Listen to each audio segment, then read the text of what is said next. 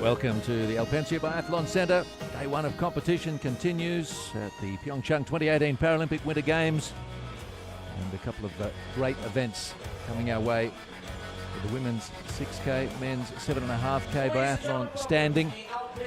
Good fields, great conditions, an excited crowd to see what's going on here as we start off with the women's 6K standing, a field of 15 from 7 nations.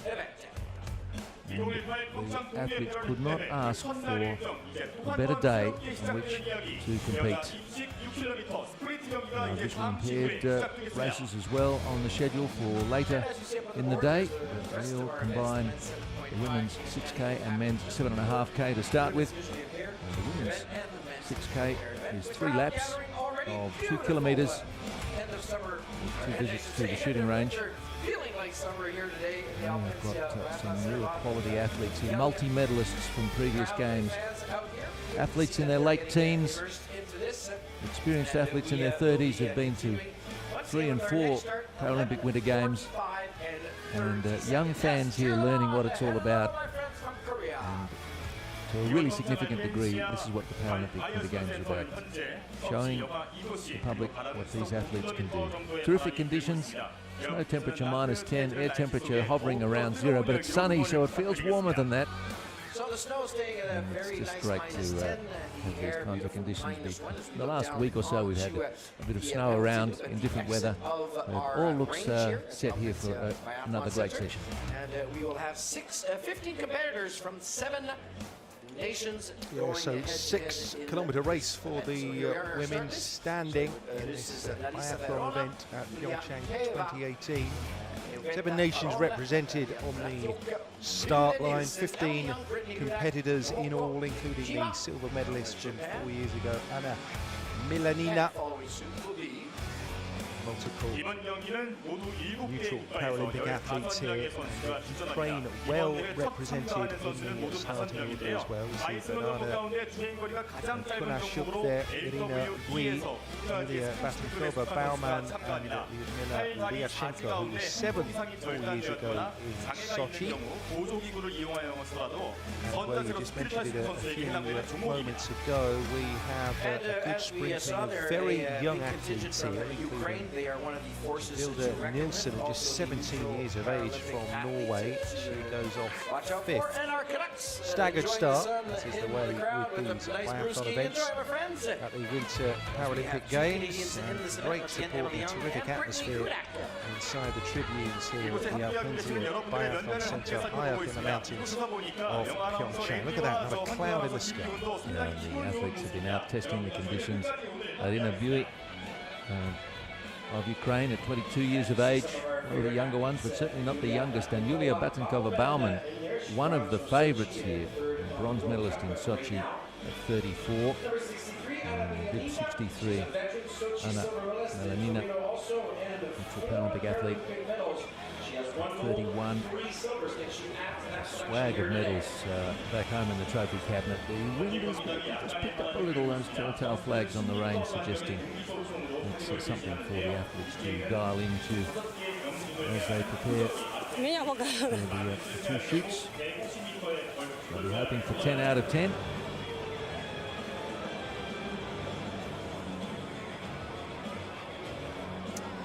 We're about to get underway then. This testing course ahead of our athletes. Total climb of 48 metres. Maximum climb of 19. High difference of 33 metres all told. It's a 2-kilometre loop circuit.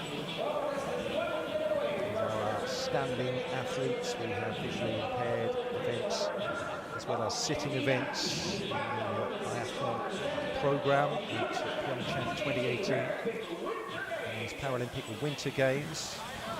Belarus, Larissa Varona will start us off.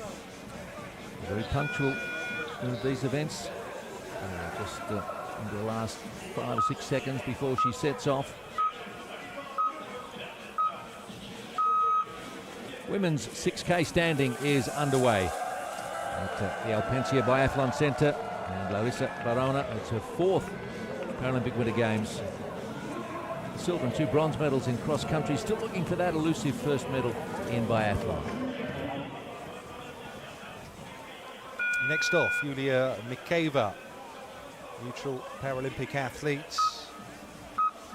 Oksana Milanina going a little later, and Katerina Rumyan-Seva, the last of our departures here from the starting blocks. That is Mikheeva off and away, our second athlete hitting the track here in the women's 6K standing competition.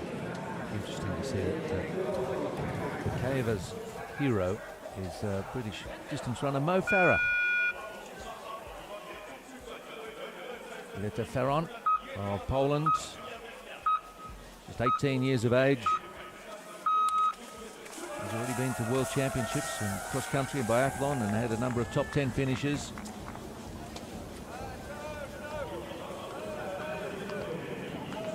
And there's a range of classifications which will be factored into adjusting their times for the race. Fourth off, wearing a bib 54, Natalia Bratiuk, another neutral Paralympic athlete. She was very successful in Sochi 4 years ago. A pair of bronzes, not in this event. She finished 9th. She got 2 third-place finishes in the 10K and 12K, just 20 years of age. Bratiuk off and away. She's the country's youngest competitor in the Paralympic Winter Games. And speaking of youth, youngest in the field, Hilda Nilsson.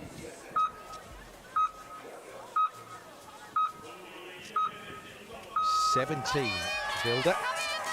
LW4 classification. Athletes lie between LW4 and 8 in terms of their sport class here. So that is Nilsson, our 5th away. Emily Young, 27 years young.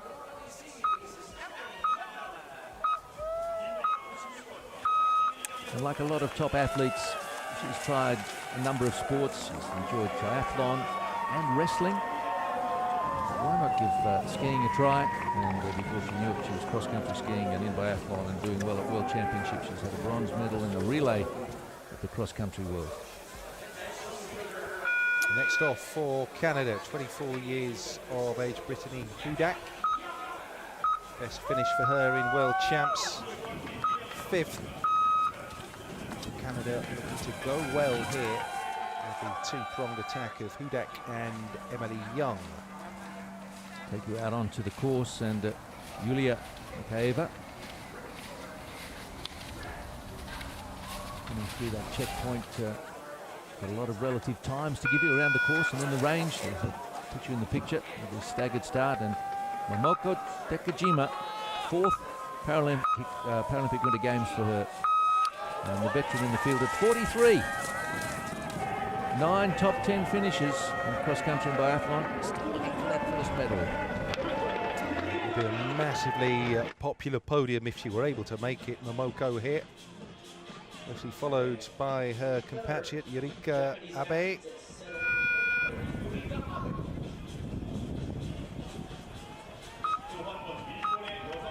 .15 to go. 6 to follow Yurika Abe out onto the biathlon circuit here up at the Alpenzia facility high in the mountains on this wonderfully sun-kissed morning in PyeongChang. So that's Bratiuk, the 20-year-old, going well in PA. Bogdana Konashuk of Ukraine.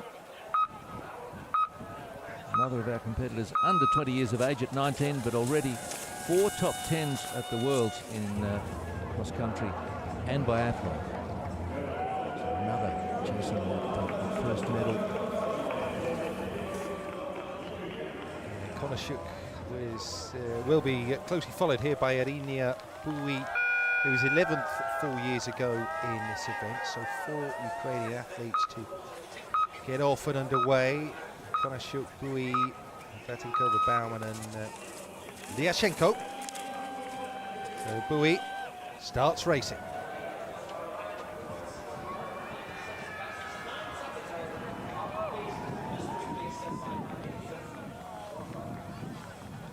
Lidziya Batankova-Baumann.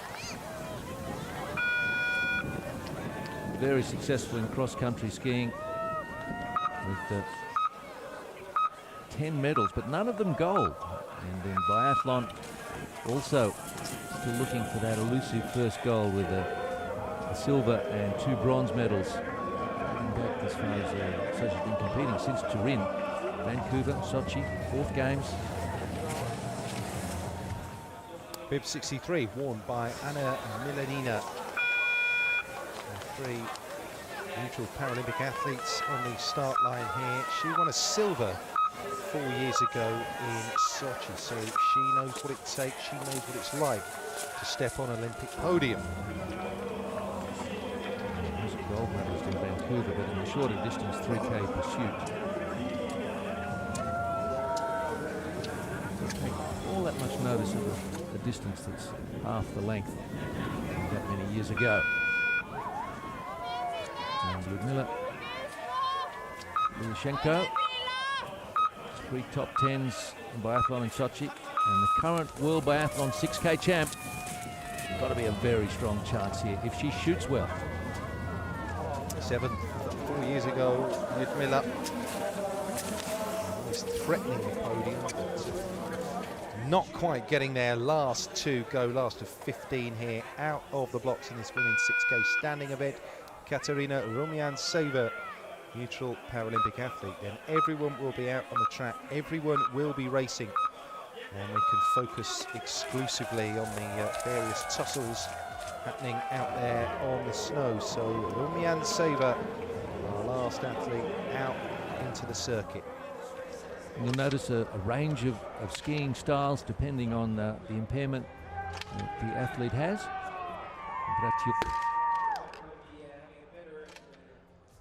Oh, that's a miss. Oh, Nilsson, flipped across to. She's the youngster from Tromsø in Norway, just 17 years of age, Vilde Nilsson.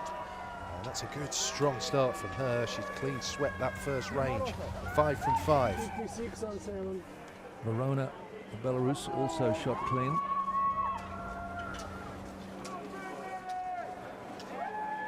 Say about biathlon events, they're so often just won and lost on how many misses you have. In this format, there are penalty loops to be skied if you miss a target. So it takes energy out of you and it takes time.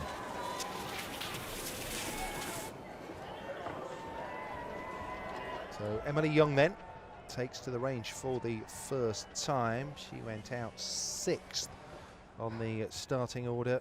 Emily Young from the Telemark Nordic Club in British Columbia.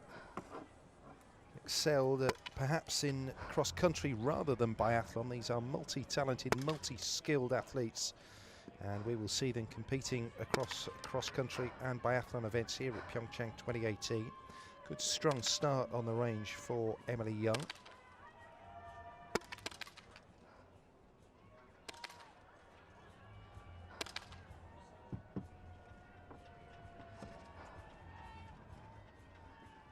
Keep her focus for this last shot, and it pays off. Good, strong start with a gun.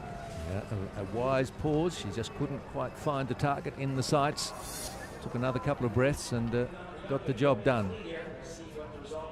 Different mechanical adaptations to allow for whatever the impairment might be for these athletes, and allows the IPC to cross-classify, if you will, different impairments that the athletes bring with them to competition. So up ahead, Katerina Rumyantseva, Liashenko, current leader, quickly out of the blocks. But it all changes when they get into the range. It's why these events are so difficult to call. Rumyantseva, neutral Paralympic athlete. There's Bogdana Konashuk coming into the range for the first time. Tries to get calm, get into that different headspace, and channel the adrenaline, so to speak. Different skills required, the physical prowess, the physical skills of the racing itself, combined with the finesse needed to get the requisite scoring going on the range. And that is a very good first visit to the range for Bogdana Konashuk of Ukraine. 5 from 5. Now, compatriot Irina Bui with the rifle. This race distance of 6Ks is really too short for the athletes to make up a lot of time out on the course. So shooting accurately, absolutely key to getting a good result. So Konashuk there, just leading out Yurika Abe of Japan, hot on her heels, 138 down at present. Ukrainians always tend to be strong in this event. We're seeing another of their number, Yuliana Batinkova Bauman, down at the range. Good, strong shooting in this first visit. Now these athletes in their early 30s have got the kilometres behind them, and they've got the experience to be calm in these situations, and you really are looking at the likes of Batinkova Bauman, Melanina Lyashenko to come to the fore today. Melanina, how's she going?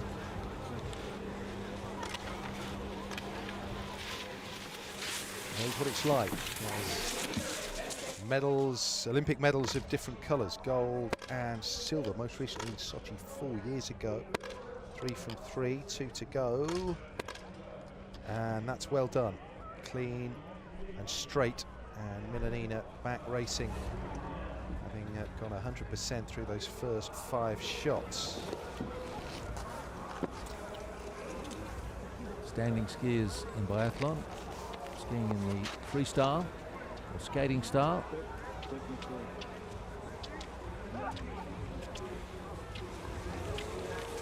Melanina 15 seconds down on the leader's time through that point. Has now gone through, and she is a shot clean, and 15.1 seconds is her deficit, and she is 3rd right now.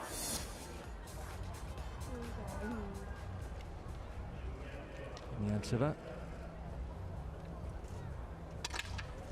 Last out. 27-year-old.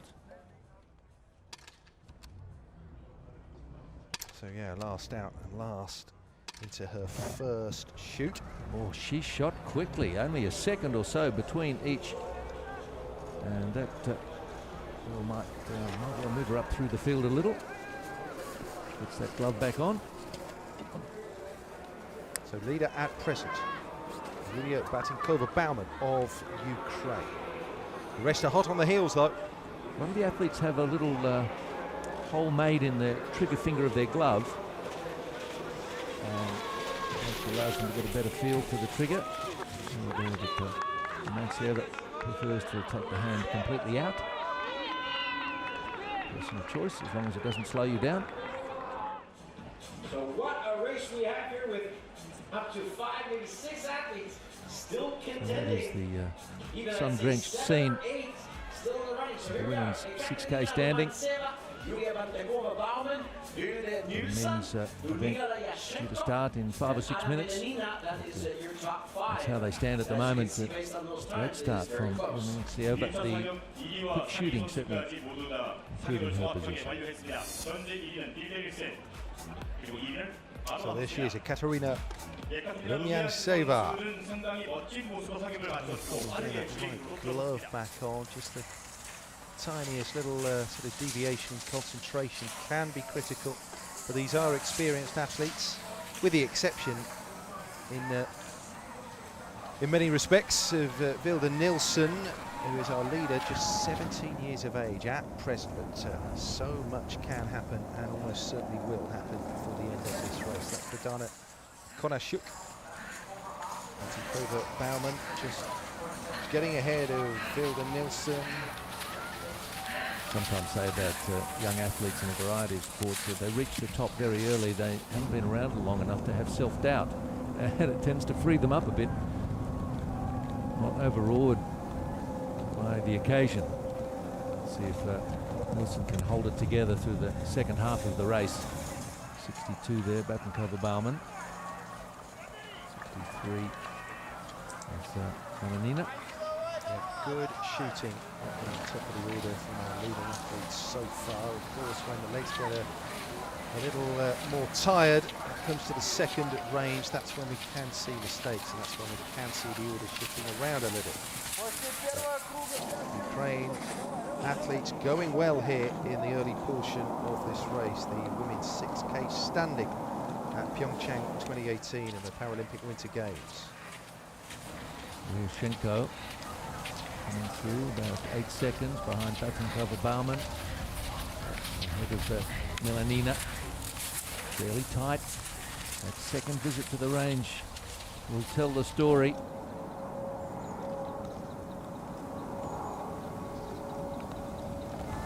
Temperature is 8 -10, but it just sounds a little soft. It must be on top with this sun shining down on us at Alpensia. So fortunate in the week preceding these games that we had a couple of good snowfalls to top things up nicely, and the whole place looks spectacular. It's just that great combination, isn't it? Blazing sun and lovely glistening snow out there. That's why they need the reflective shades on our athletes here. So Rumyanseva, our leader at present, ahead of Batankova Baumann.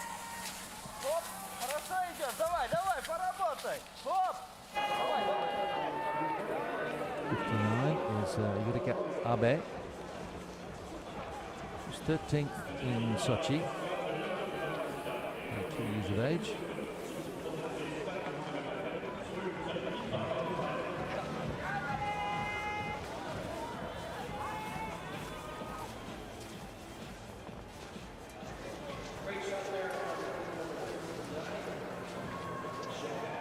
Quite a few world championships in cross skiing.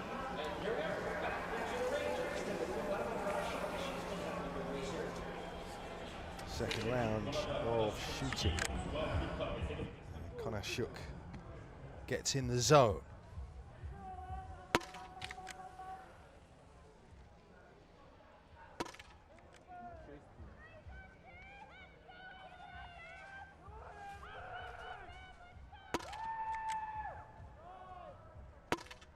Abe in her second visit to the range as well. Konashuk very, very good in that first visit.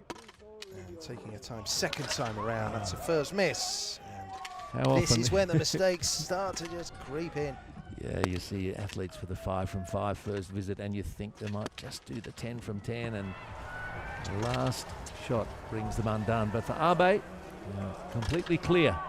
And the first athlete to do that, she is. Stands her in very, very good stead here for Japan, with Momoko Dekijima also in the field. So Melanina in her second visit to the range. Quick shooting again from Melanina. And yes, no mistakes whatsoever. One of the favourites shoots clear, and that's an ominous sign for the rest of the field as she goes out to complete the third 2-kilometre lap. So yeah, this enables Nilsson to enjoy the lead at present, but of course she still has to come in and shoot again. Ryushenko missed one with the first shoot. Must get the lot here, and she does. It's a very fast last lap. So Melanina takes up the lead from Hilda Nilsson, who has to shoot 5 more. Ryushenko's going to be right on the time here. It's going to be close. Won't be much between them.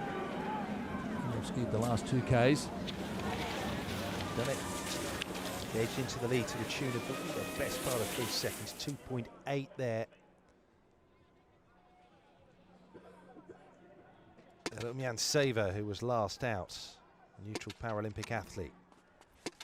No mistakes at first visit. She's blinked. First target missed. 4 from 5. Sometimes that can be the difference. She shoots quickly, but gives up some time with the extra penalty loop. So with the women's race well underway, we're going to just shift our attention to the starting order in the men's race, the men's shorter distance race, which is race over 7.5 kilometres for the standing athletes. So Wu Junbao will be second out after Ruslan Reiter went first for the United States. And these athletes sport classification class from LW2 up to LW8. So there's impairments here from Japan. Masaru Hoshizawa will be third out. There are 12 nations represented in this men's race here. 17 competitors all in, the last of which will be Benjamin Davier to go.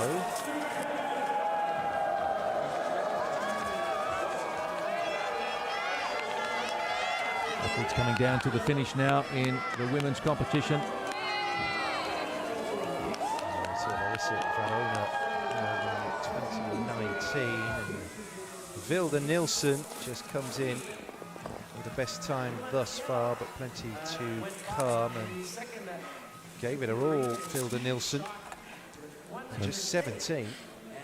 Yeah, great first experience at the Paralympic Winter Games for her. The standings after the second shoot, Hrafeyeva holding a 20-second lead over Milanina. Let's see how that holds up, because we did have that that miss from Hrafeyeva. That might play into it in the last few minutes of this race. But she comes up smiling, does Nilsson. And crucially, of course, it was Milanina who was straight throughout her 2 visits to the shooting range. That could be important. Yeah, and just keep in mind, Nilsson missed 2 on his second shoot.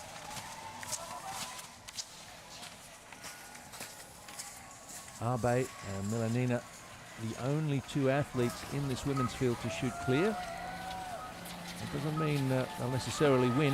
There are faster skiers out there. And Milanina looking very, very good at present. Neutral Paralympic athletes. And Lidziya Lidyashenko, remember she was 7th this event 4 years ago in Sochi. 12.9 down on our present leader, Lidziya Lidyashenko, in those familiar Ukrainian colours of blue and yellow. Lidyashenko, can she do it today?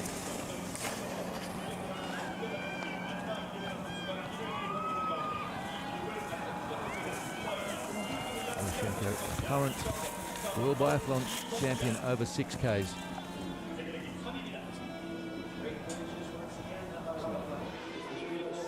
Well, really high hopes, and no wonder, with 4 very strong athletes in the field here, the Ukrainian delegation. All of whom realistic contenders for a medal. Adana Konashik, Irina Bui, Yulia Badinkova-Bauman and Lidziya Lidyashenko.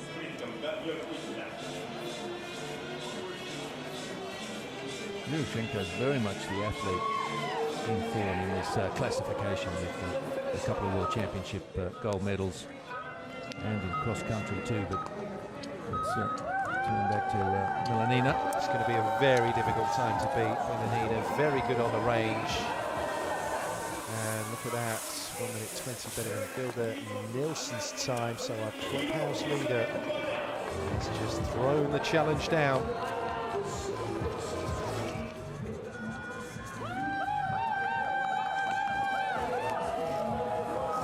Bauman into silver medal position at the moment, 35 seconds behind Milanina. Norwegian Nelson still with a skinny hold on third.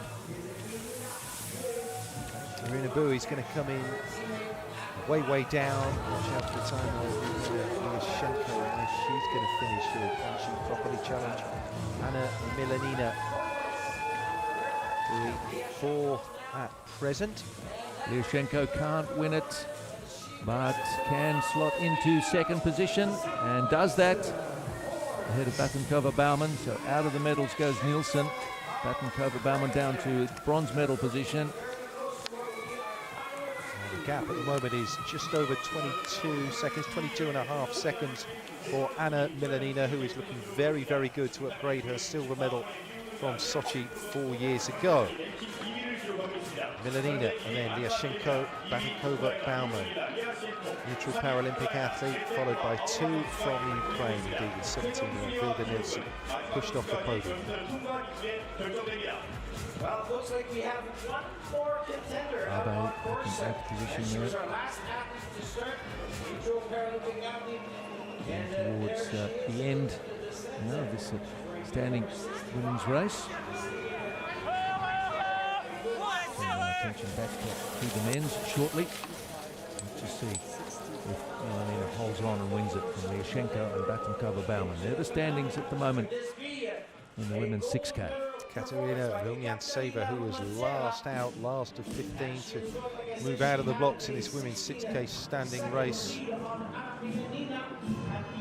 Decent time at present to get in past Mila Liashenko. That's going to happen. And she's going to be bumping Milanina down as well.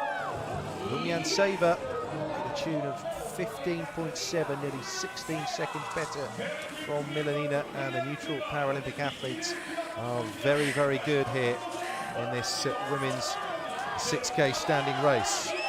Katerina Rumyantseva has left nothing out there, but it's been worth it, it would seem.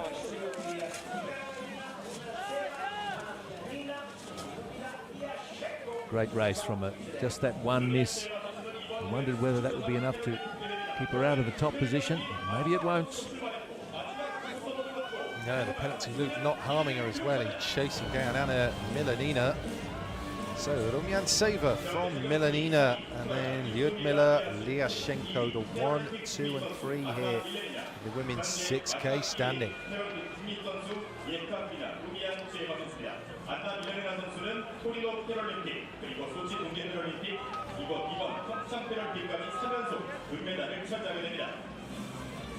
So, the medals decided. Third event of the day. Last to go, Katerina Rumyantseva doing the business. Let the last be first. It didn't matter that she went out last today. Katerina Rumyantseva shot clear at the first visit, missed one on the second, but skied well enough to bring it home. Well, that was a steady OW57. She gets her time adjusted by the most. Today she started from the back of the pack, was in third, even dropped to ninth coming into the first sequence of fire, but after that she never looked back. So let's revert to the men's 7.5K race, and this is how things are looking. 7.5 standing event, and right there. Sangyeon Kwon into the range for Korea. Wu is leading presently. He was second out for China, Wu Junbao.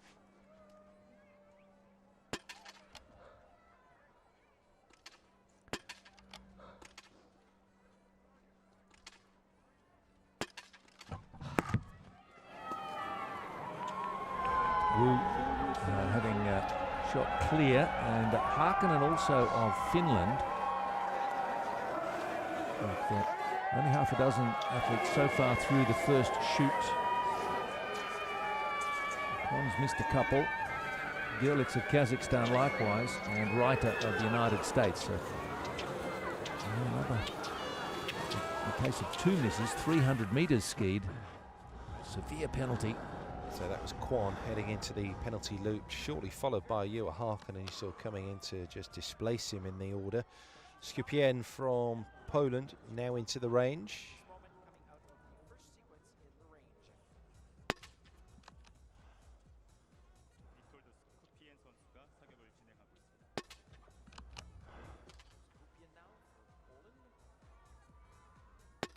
Second Paralympics for Witold Skupien.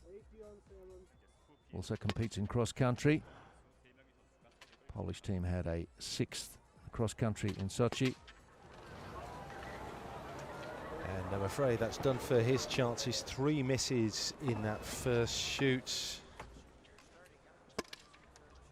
And Wu still our present leader.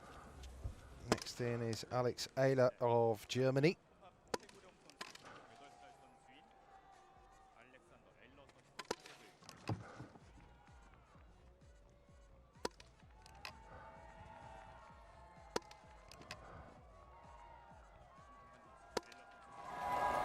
Nice start. Well, at 48 years of age, not an issue for him.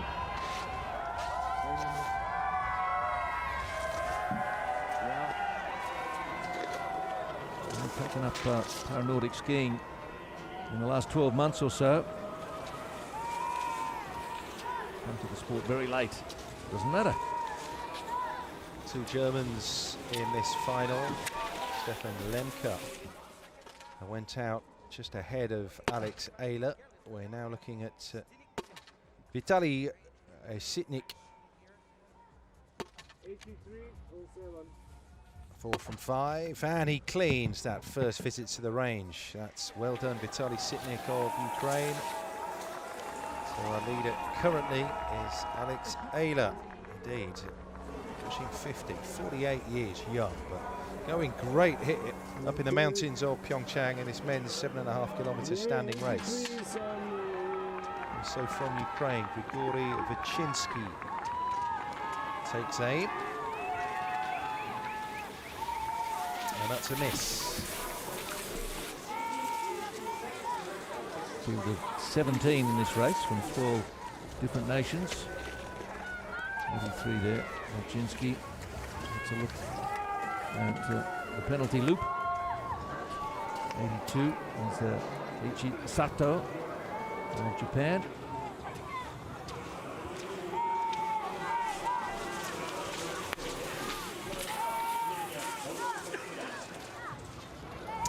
Erik Ulset of Norway coming in to take aim for the first time here. So Ulset 4th last to go out of the blocks. Mark Arens will shortly follow him into the shooting range. So too Igor Reptyuk of Ukraine and Benjamin Davier.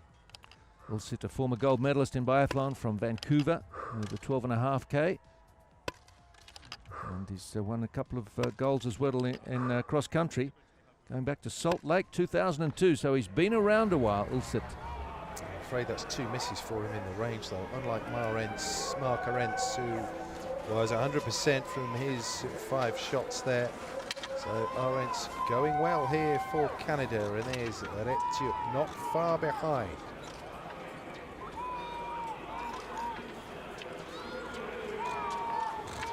Good shooting once more from Ukrainian Igor Reptyuk. This is going to be an interesting battle here. Down to the line.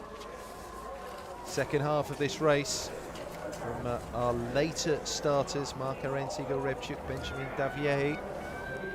Arentz at present, still a long, long way to go. Who slots into the lead. Now we're watching France's Benjamin Davier. Davier, second Paralympic Winter Games for him. Picked up a bronze medal in the relay in Sochi.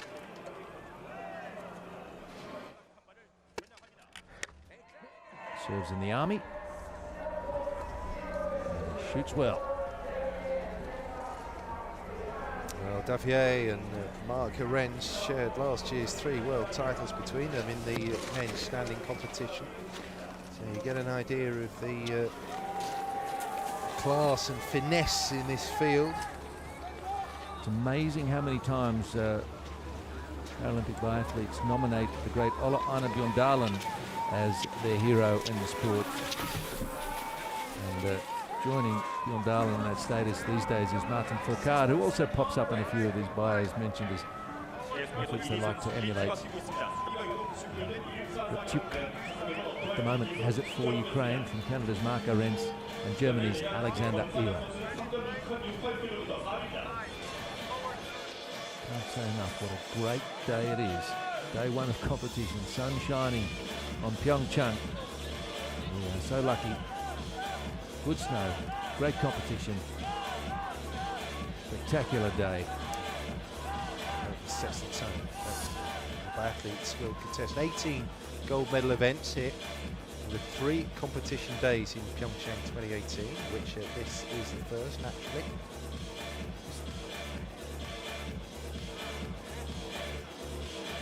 Some highlights from the women's race. Yeah, fabulous performance from Anna Milanina, usurped at the very end by Katerina Rumyanceva. A strong performance from the neutral Paralympic athletes.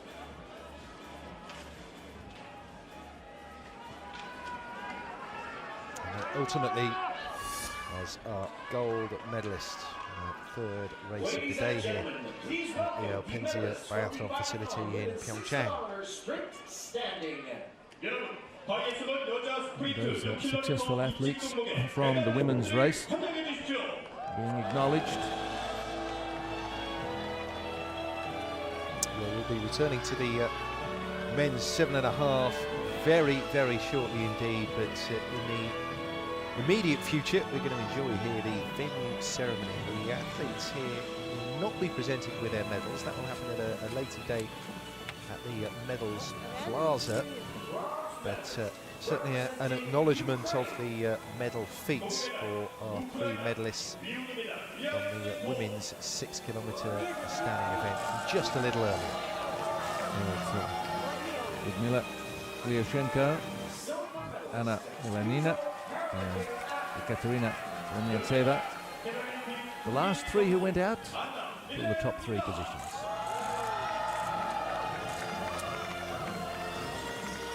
May well be a similar outcome, by the way, coming into the men's race, men's 7.5. In terms of the late starters taking the medal positions.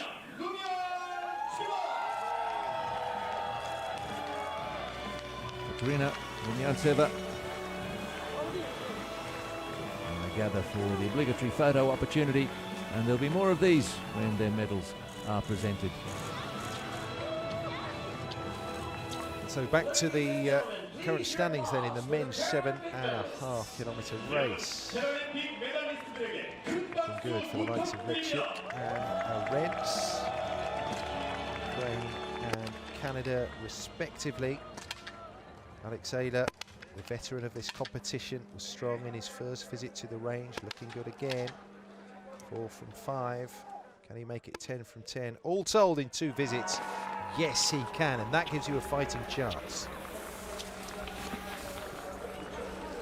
Racer with an W4 classification, that's denoting an impairment in the lower part of one leg, with less impact in terms of the skiing compared to the LW2 sport class. He speaks both German and Russian. And he only took up Nordic skiing last year.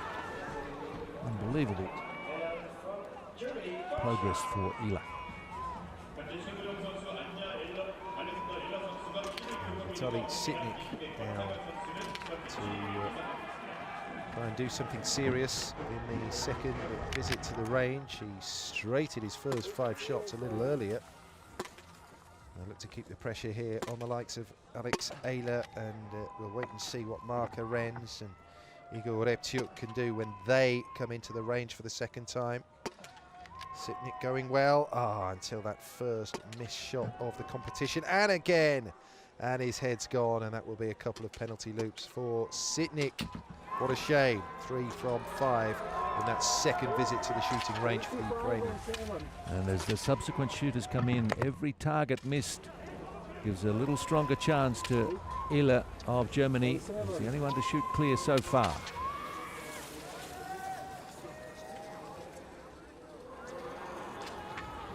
Just see a little further back, that's Keiichi Sato with the red ski suit. Up ahead is Vorchinsky and Marka Rents.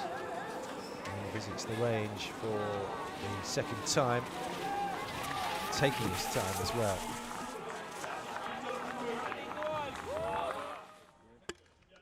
Rents gets set. Getting the job done pretty smartly. Repchuk into the range as well. This is where it's all hotting up very nicely. Arends goes clean once more. So he's in with a real shout here. Repchuk with his last shot to come. Oh, and he misses that. And that's sometimes the difference. So Mark Arends going well here for Canada.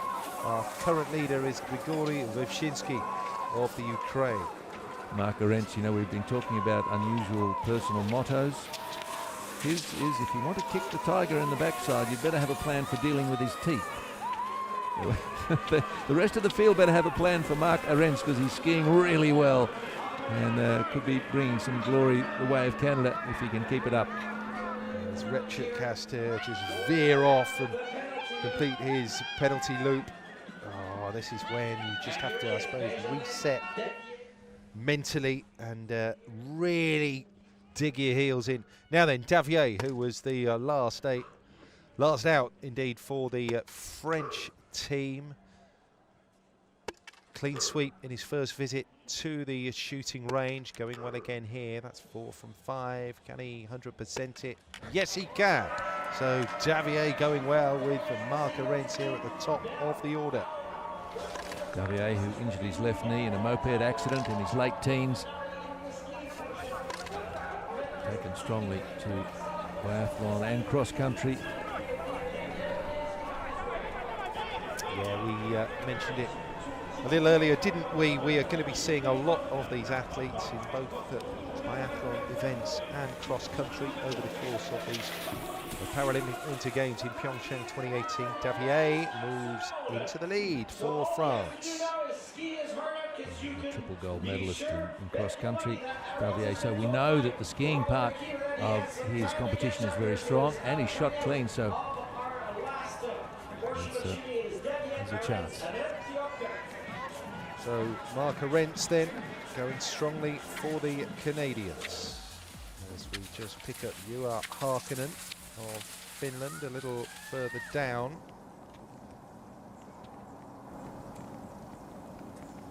Hila of Germany.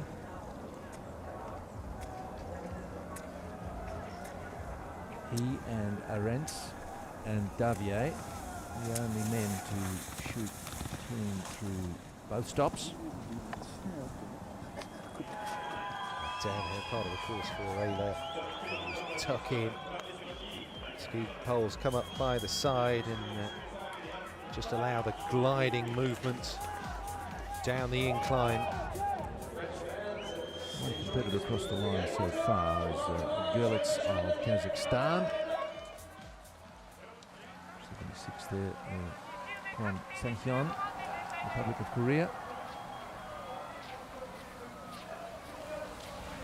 We haven't seen too much yet of Wisdom Wrighter of the United States. He actually led out the field a little earlier. That's Kwon wearing bib 76. NW8 classification, moderate impairment affecting one arm.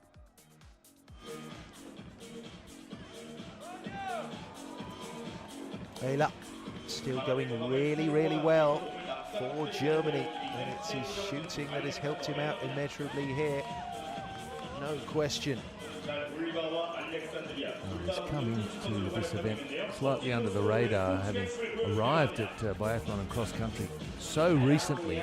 Doesn't have a lot of international results to really announce his presence, but he's doing it emphatically now as Hila comes down to the line. He's going to be well inside the time of Gretsch, and there we have it, new time to beat. 19:16.2 distracted time. Here's the marker for Ayla. He's 10th out here, so he's swept through the field. Alex Ayla showing the rest what he can do. Well, the out turn there was under the radar. Perhaps others weren't too aware of the threat that Alex Ayla posed. But we say that, and yet, of course, they're going out to ski as hard as they can. They're not really aware of where the others are. If Ayla skis a great race, they're largely unaware of it, and they're just doing the best that they can with these interval start formats. can only have a general idea of how other competitors might be going. That's Grigory Vovchinsky. Every last ounce of energy around that last turn. I think these interval starts allow you to concentrate on your own performance and not be distracted perhaps by the athlete next to you, in front of you or behind you. Indeed, as is the case with a mass start, for example. Then again, someone breathing down your neck can motivate you. So 18:54, they're going to beat the 19-minute mark, this whole sweep of athletes. So they've done way down. Chinsky comes in and then followed by Kwon. Factored times may not have eclipsed Ayla's.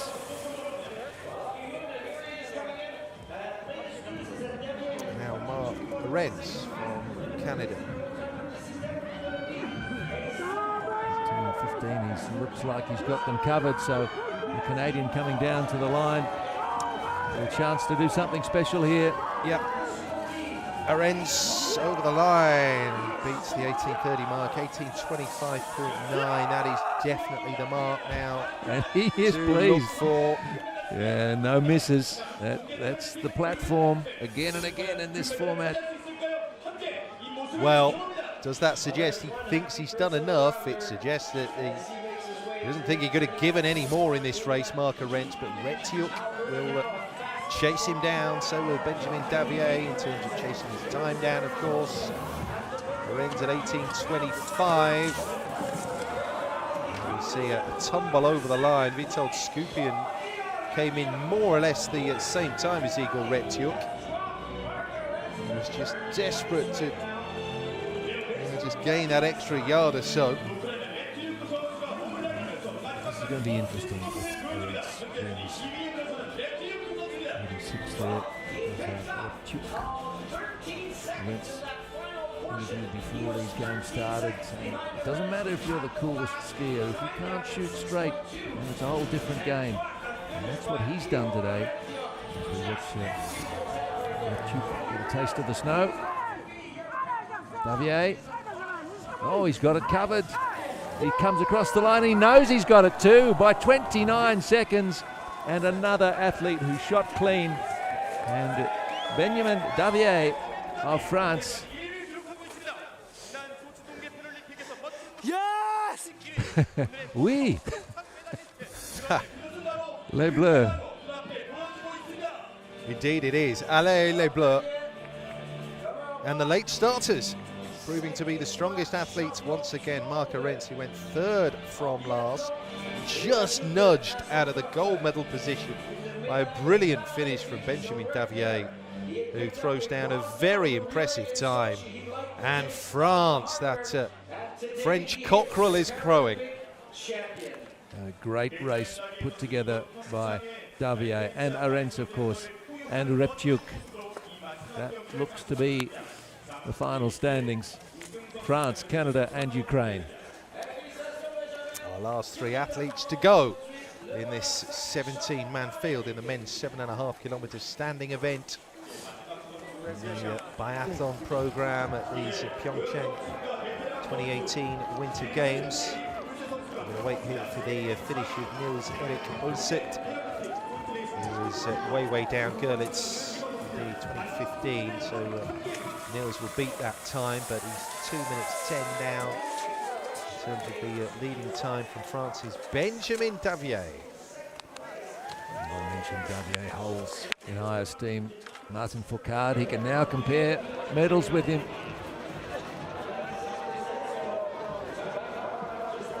This is the role that great athletes can play, even if it's not their intention, that they invite, by their performances, others into the sport. Davier. Victor, Mark Lorenz of Canada and Igor Hrafeyeva of Ukraine. Vovchinsky just pushed off the podium, and Alex Ayler, a fantastic effort. No penalties. No, brilliant. But he just came up short in terms of the ski. Let's cut him some slack. He is pushing 50. And all the way down to Masaru Hoshizawa, who props up the final ranking here in the men's 7.5 kilometre standing race here at the Lidziya Biathlon Centre. So Hrafeyeva, second to last to go, and with that final surge over the line in the kick-up of the powder, Marka Rentz comes in silver medal place. Well played, Canada, but it is France's day in the men's 7.5 kilometres with Benjamin Davier.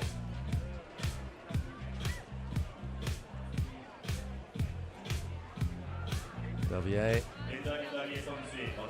goes last man across the line, and perhaps a quick glance up at the big scoreboard as he came down the straight. He knew what the position was.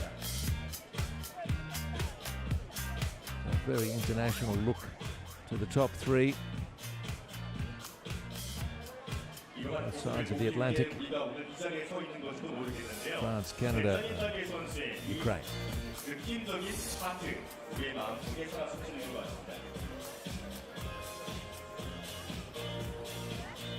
And I suppose there were some pointers in the sense that Rentz and Davier shared last year's 3 World Championship titles between them in the men's standing events. And they've shown their class again here on the Olympic course at PyeongChang 2018.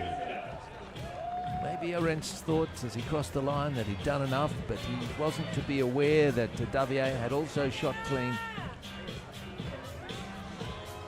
A brilliant finish by Davier of France. LW2 classification for Davier. That denotes an impairment affecting one leg. And the French out in force here at the Lidziya Biathlon Centre. The tricolores are flying. The athletes shooting 10 out of 10. Ela of Germany, the other, behind Davier and Rentz, but Hrafeyeva with one miss, forcing his way onto the podium in 3rd position.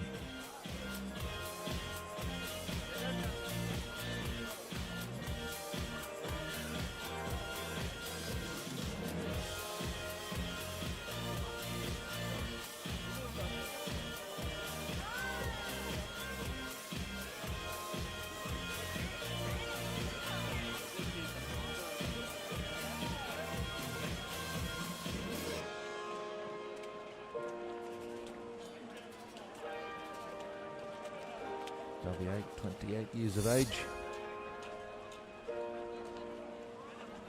Paralympic gold medalist in waiting. Yes, we'll see the venue ceremony again here, as is customary at these PyeongChang Games, an acknowledgement of the achievements of our medal winners ahead of the official presentation of the bronze, silver and gold medals. That happens at a later date at the Medals Plaza.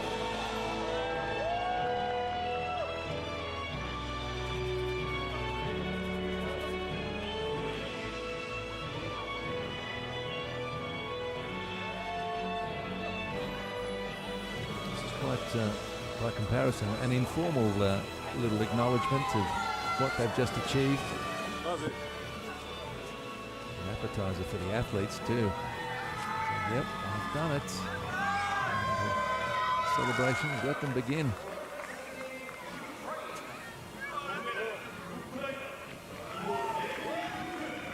So, bronze medalist for the Ukraine, Igor Hrafeyeva. Perhaps was that penalty loop incurred because he missed the target. That was the difference between a bronze and a silver, or maybe a gold here. Marka Rentz for Canada takes the silver medal here. But gold medalist in the men's 7.5 kilometre standing events here at PyeongChang 2018 of the Paralympic Winter Games is Benjamin Davier. Take a bow, Benjamin. Take a leap.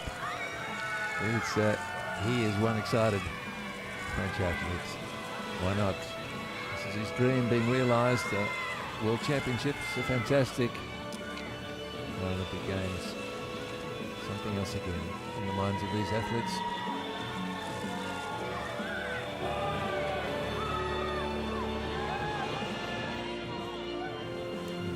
those fans certainly worthwhile. Please, your applause for the Paralympic medalists. 패럴림픽 메달리스트들에게 큰 박수 부탁드립니다.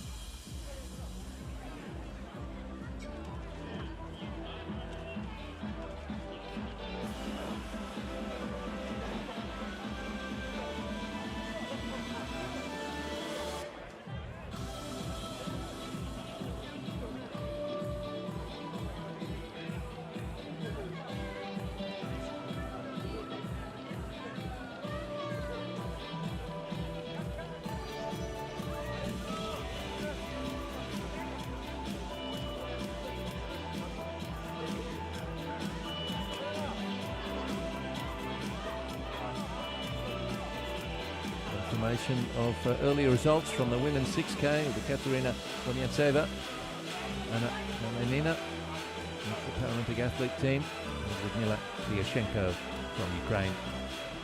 1, 2, 3 in the women's 6K standing. Field of 15.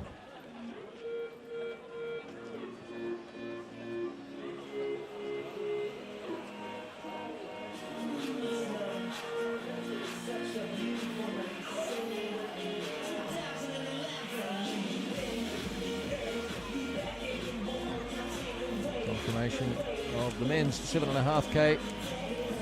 Benjamin Davier of France, victorious over Mark Arentz of Canada, and Ukraine's Ihor Repchuk.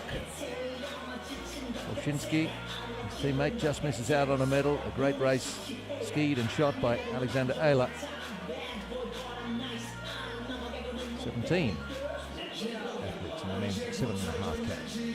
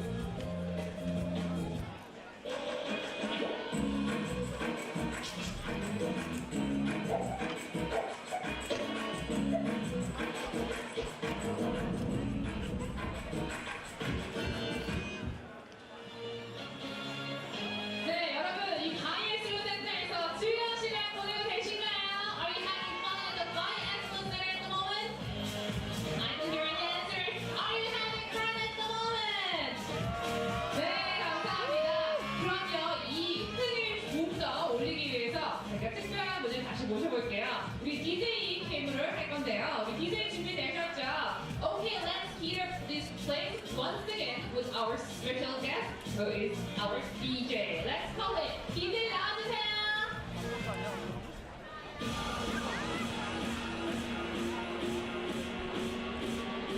아, 우리 DJ 안경 멋있어요. Nice shade. 여러분 같이 춤춰주세요.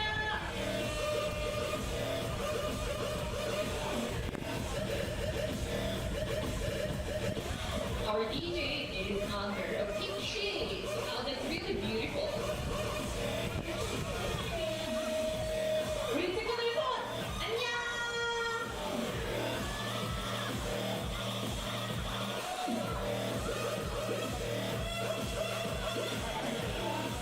Hello guys, 안녕 여러분. 아, 우리 DJ 성우 너무 좋아요 오늘. I love your playlist, DJ.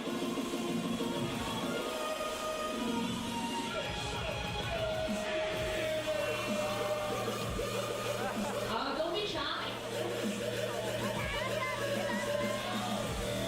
네, 우리 가족이 오셨어요. 가족 안녕.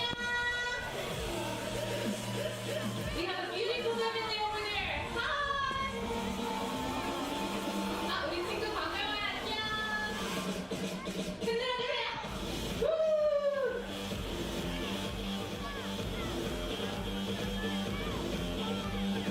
아, 중랑구에서 오셨나요?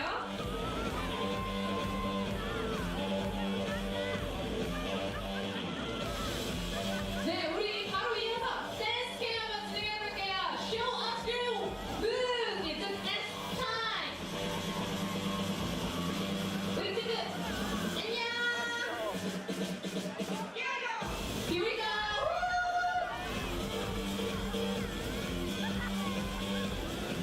네, 아버님 춤춰주세요. 더 화끈하게 마치 금메달을 따는 심정으로 흔들어주시면 감사하겠습니다. 아, 우리 가족 안녕하세요. 아, 우리 DJ 너무 신났어요. 아, 우리 친구 안녕. 헬로.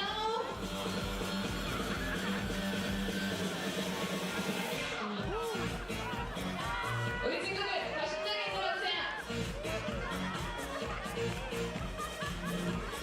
We have a cute girl in the pink.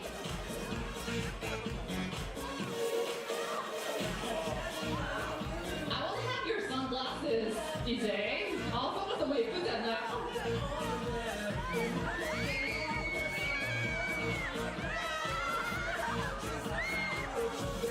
우리 친구들 더 춤춰주세요. 화끈하게.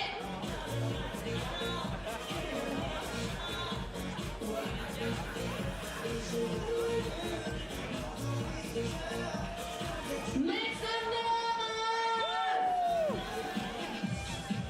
Americans!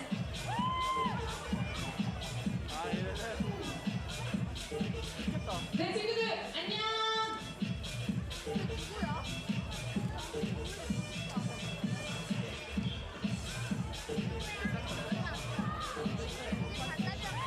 Woo, Americans! Hello, guys!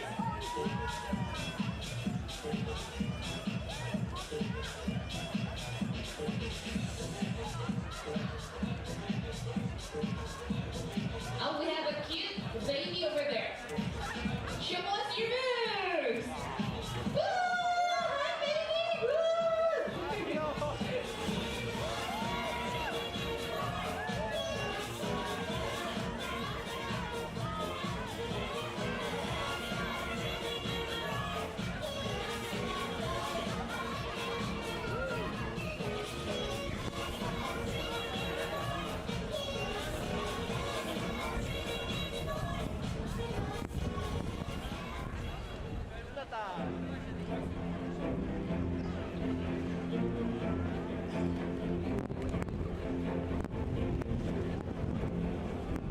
Biathlon is an outdoor snow sport combining the fast pace of cross-country skiing with the focus and precision of rifle shooting.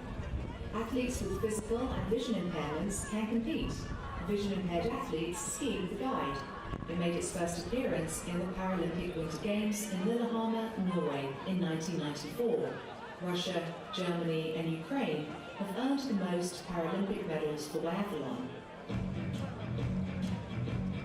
A biathlon course measures either 2, 2.5 or 3 kilometers in length, depending on the event. A shooting range sits at one area of the course and faces 5 targets placed 10 meters away. Athletes take aim at black metal targets.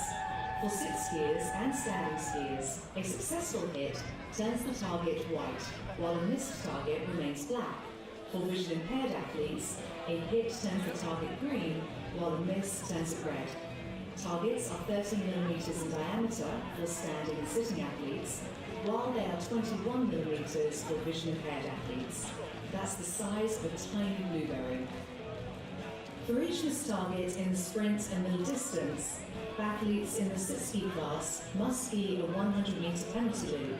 Athletes in the standing and vision impaired classes must ski a 150-meter penalty loop. In the individual event, each miss is penalised by a 1-minute penalty, which is added to the biathlete's total race time. The equipment used in most Paralympic events is designed to enable an athlete to compete to their maximum ability. Biathlon electronic rifles are an excellent example of how technology creates opportunities for athletes with vision impairments. Athletes with vision impairments aim with their ears. The electronic rifles use sound to find a target. The closer an athlete's aim is to the centre of the target, the higher the tone emitted from the rifle. Skis are used by all biathletes, but the style will vary depending on the athlete's mobility. Sit skis are specially fitted chairs atop a pair of skis and are used by athletes with limb deficiency, impaired passive range of motion, impaired muscle power, or coordination impairments. Racing suits are worn to reduce wind resistance while securing body temperature.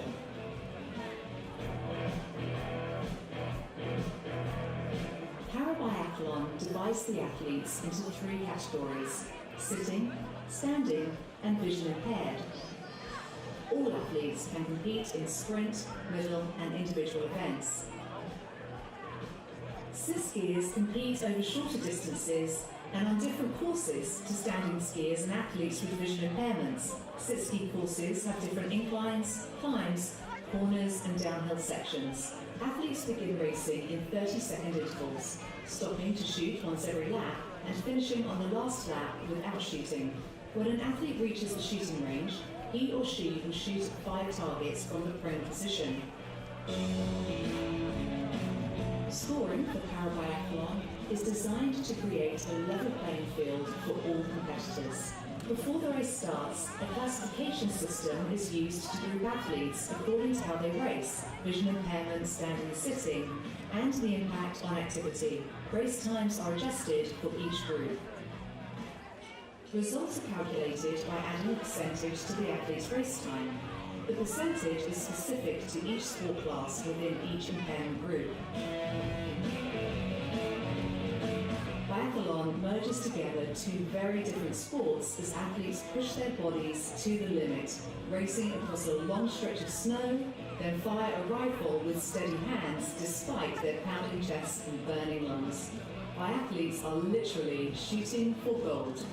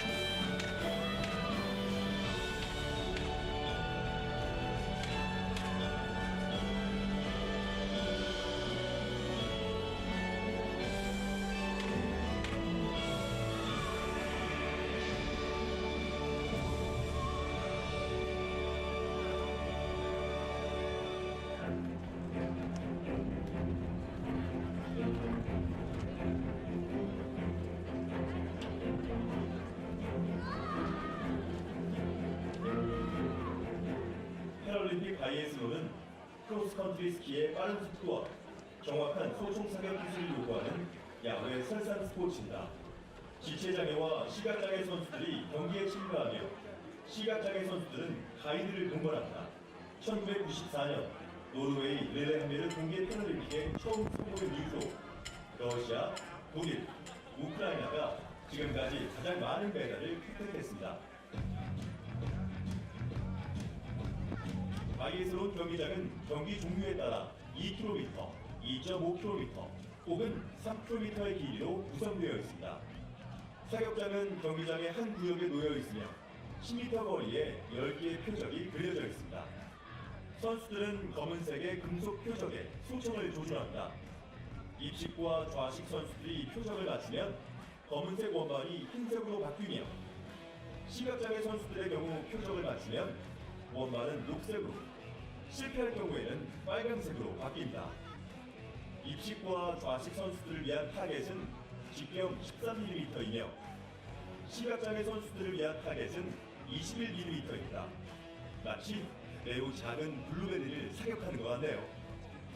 단거리와 중거리를 참가하는 좌식 선수들은 놓친 표적 수만큼 100m의 페널티 루프를, 입식과 시각장애 선수들은 150m의 페널티 루프를 도와야 합니다. 장거리 종목에서는 놓친 표적 한 개당 1분씩 총 주행 시간에 더해집니다. 대부분의 패럴림픽 경기에서 사용되는 장비는 장애를 가진 선수들이 최대 능력을 발휘할 수 있도록 보완되었습니다. 예를 들면 바이애슬론 전자소총은 시야가 제한된 선수들이 사격을 할 수 있도록 돕습니다. 시각장애 선수들은 청각을 사용해 사격을 하는데요. 전자 음향 장치가 장착된 소총도 표적을 찾고 표적 중심에 가까이 조준할수록 소리가 커지는 방식이라고 하네요. 선수들은 개인의 이동 능력에 따라 각기 다른 종류의 스키를 사용합니다. 좌식 스키란 하반신 마비나 절단 선수들이 한 쌍의 스키 위에 앉을 수 있도록 특별히 제작된 장비를 가리킵니다. 경기복은 바람 저항을 최소화하며 몸의 온도를 일정하게 유지하기 위해 보완되었습니다.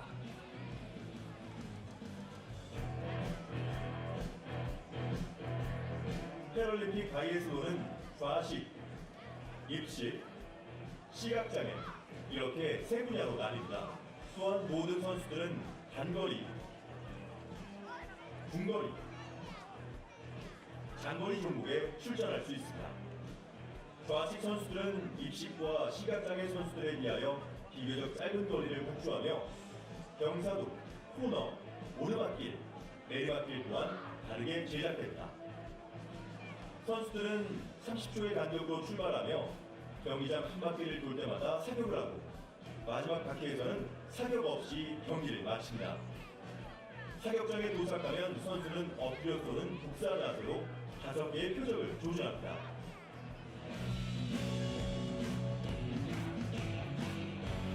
패럴림픽 바이애슬론 득점 방식은 모든 선수들이 공평하게 경쟁할 수 있도록 보완되었습니다. 경기 전 장애 분류표에 따라 선수들을 시각, 입식, 좌식 이렇게 3개 영역으로 나누고 또한 장애 정도에 따라 등급을 매깁니다.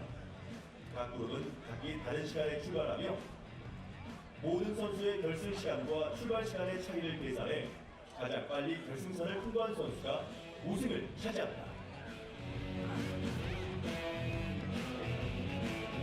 바이애슬론은 매우 다른 성격의 운동인 스키와 사격을 결합한 경기로서 선수들은 유은이를 빠른 속도로 달리다가 어느 순간 터질 듯한 심장과 떨리는 손을 진정시켜 민첩하게 사격을 수행해야 합니다.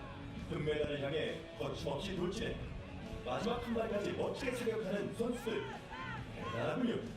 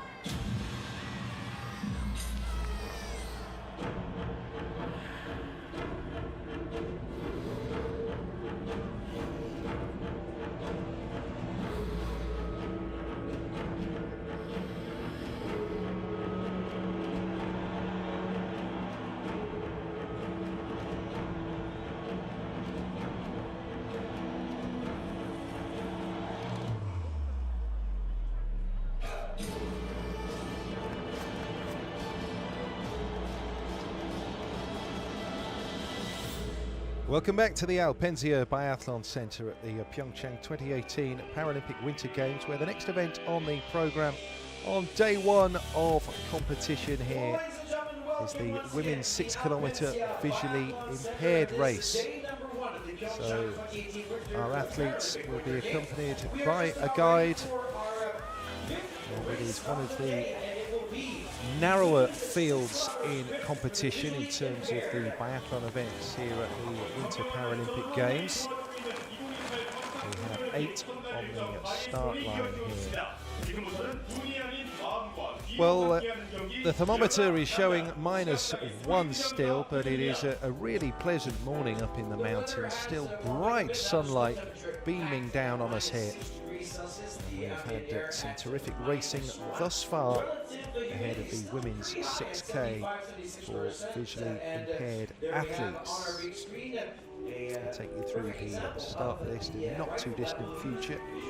We have the prolific Nikolina Lidziya in the field here. So Katerina Moshkovskaya, guided by Artem Norin, Svetlana Sakinyenka, guided by Raman Yashenka, Marina Galitsina, with Maxim Pirogov, Vivian Hosh, guided by Florian Schillinger, Ola Bilutska, guided by Boris Babar, Clara Klug, Martin Harpel, Oksana Shishkova, guided by Vitaly Kazakov, and Nikolina Lisova, guided by Alexei Ivanov. So just 4 countries represented here.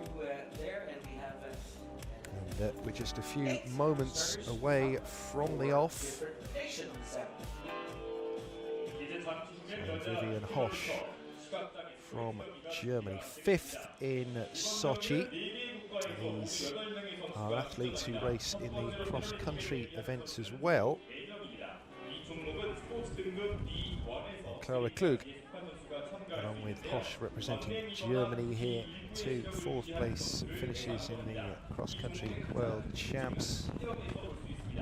Oksana Shishkova for the Ukraine, teammate of Ola Prilutska, and Nikolina Lisova, no less than 11 Paralympic medals.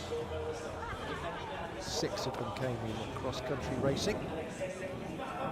He's the defending champion in this event from 4 years ago in Sochi, Nikolina Lisova.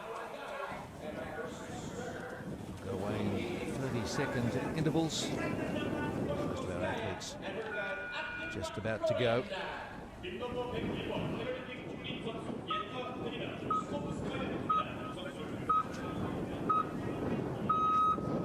So away goes Katerina Moshkovskaya, neutral Paralympic athlete. Her guide is Artem Norin. Gets us off first, the first of 8 athletes to go in this women's 6K visually impaired. So the guides need to be strong skiers, need to be able to stay in front of their athlete. Svetlana Sakinyanka from Belarus, guided by Raman Yashenka, goes 2nd here. Cross-country skier, another multi-talented skier. Can't emphasise enough the contribution and the sacrifice made by the guides to go training and shooting and accompanying the athlete. Another neutral Paralympic athlete, Marina Galitsina, goes next, guided by Maxim Pirogov. Inspiring 3rd in the overall world champs. Had a career break before returning back in 2011. Marina and Maxim. Off we go, third of 8 out of the starting blocks here at the Alpensia Biathlon facility.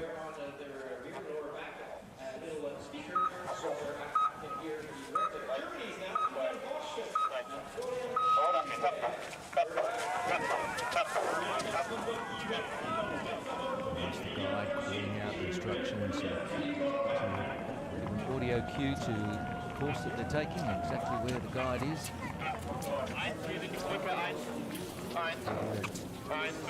Bosch for Germany, guided by Florian Schillinger. Followed out here by Ukraine's Olia Prilutska. Our guide is Boris Babar. Fourth in this event in Sochi. Oh, yeah.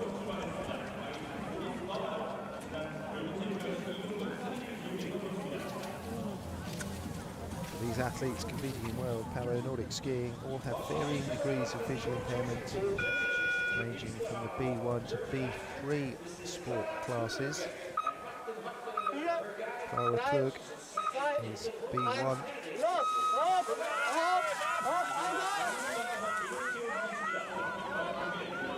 Martin Hartl is her guide. Clara wearing bib 106 here. Next out will be Oksana Shishkova with 107. Winner of 6 medals at last year's World Championships. Oksana, her guide Vitaly Kachakov. 3 bronzes in Sochi in this event, and the 10k and the 12.5. In terms of cross country, she was a gold medalist at the World Champs. And last out, wearing bib 108, Mikalina Lisova. She towers above the Paralympic biathlon events. 11 Paralympic medals in total, including the gold medal in this event 4 years ago in Sochi. She also won gold in the 10k, silver, a pair of bronzes spread across cross-country events as well. So we have all the runners and riders out on the track now. Great conditions. Really interesting race to inform you about and come into the shooting range and see how that works. The rifle's an electronic rifle with headphone equipment. And the athlete receives sound feedback through the headphones to let them know when the rifle is on target. Lenka through in 2 minutes 14.6, that first checkpoint.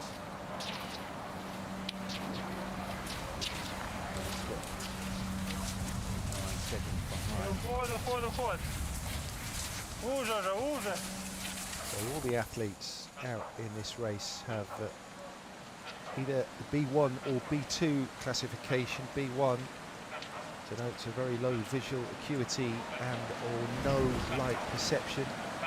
Athletes with a B2 classification have a higher visual acuity than the B1 and all a visual field of less than 5 degrees radius. So as has already been mentioned, the activity and the guidance of the man with a G on the bib, the guide, is all important here. There is a time adjustment for the various vision impairments. B1's 88%, B2 99%, and 100% for B3 athletes. So no B3 athletes in this women's event. We're looking there at Clara Klug of Germany, steered by Martin Hartl. Third to last here with Mikalina Lisova, the strongest athlete in the field, going out last, and we're into the first shoot, and it's Svetlana Sakonenko down.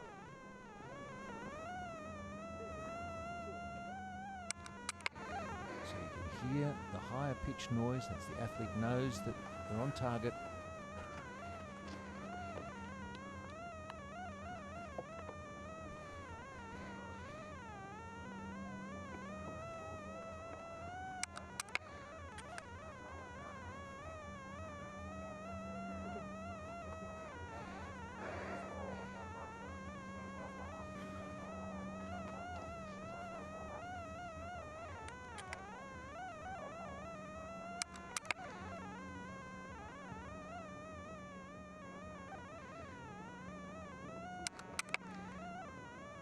There's a miss there for Sakonenka. And 4 out of 5. The system used is called the Ames B shooting system.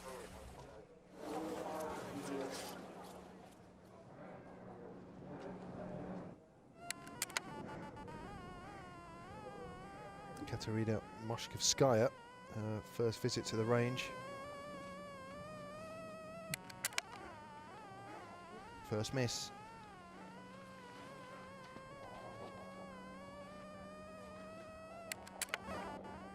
Two reds in a row.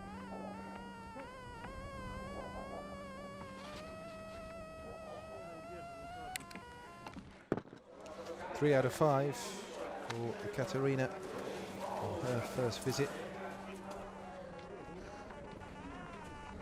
Marina Galitzina now.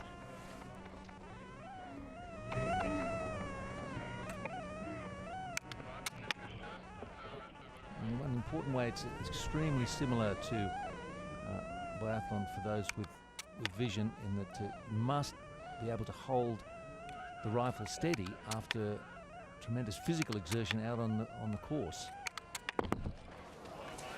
4 from 5 for Marina Galitzina as she returns to racing.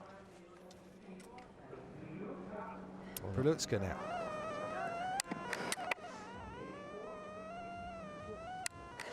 And shoots clear. Strong start there.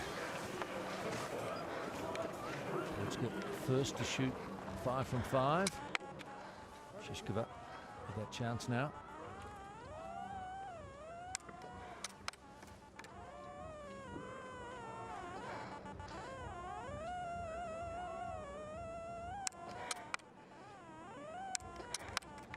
Oh, very confident. Brilliant. Well, yeah, that's great effort from Shishkova. Super effort straight away, and she get into that sort of groove, find the rhythm, and then the shooting, I suppose, seems a little easier. So Prelutska is our early leader, well, overtaken straight away by Shishkova after that sharp shooting. So Shishkova, Prelutska, Saranenka, Galitzina, Galitzina being guided to her position. Klug and Lidziya got Porsche missing headphones, one. the audio Klug feedback. Lidziya going clean. Indeed, the responsibility on the guides is quite phenomenal. Oh, and a bad fall for impaired. Galitzina. There was a collision, I think, with one of the guides by the looks of things. Klug down to shoot.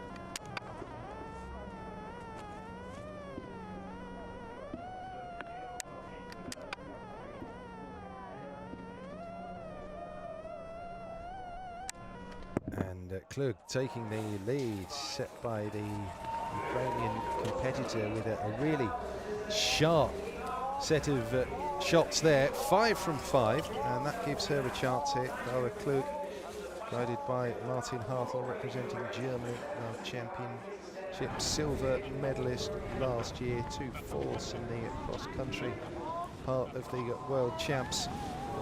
The last 4 athletes out all shot clear. So Prelutska, Klug, Shishkova and Lidziya. Lidziya with that intimidating record performance at the elite level that she detailed. It doesn't pay for the other athletes, I think, to consider what she's done. 5 World Championship gold medals to throw in alongside the Paralympic successes, cross country and biathlon.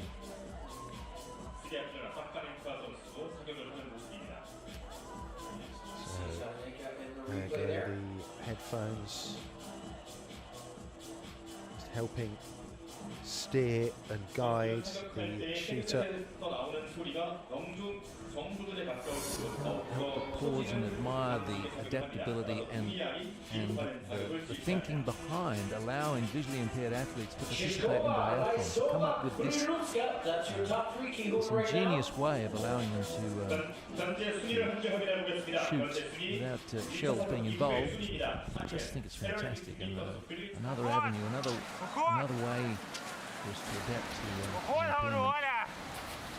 That can be done. So the lead of 21 seconds is Ola Lidziya, guided by Boris Babar, who leads the field at present. Long way to go here.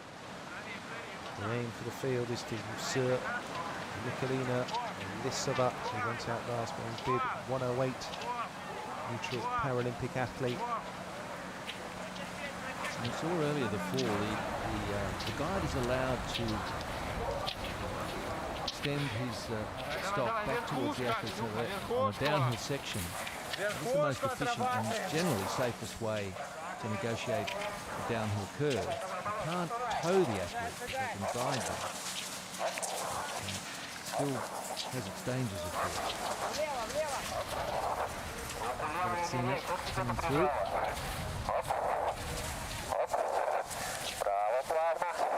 Been competing for a good number of years, but had an early career break between 2008 and 11 to further her studies. Irina Galitsina, before a well-meaning coach persuaded her to get back in the saddle and get competing again.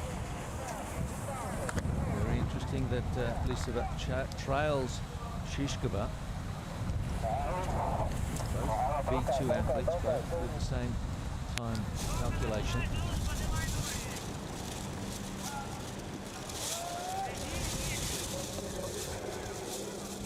What we're talking about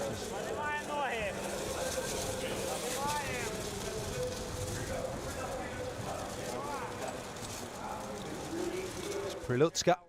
That course has become with these warmer temperatures. Quite a difficult thing to be absolutely sure that the guide is not giving any towing assistance. And if his skis are running quicker than the athletes, then that becomes an issue, obviously. Sakonenka missed one at the first shoot.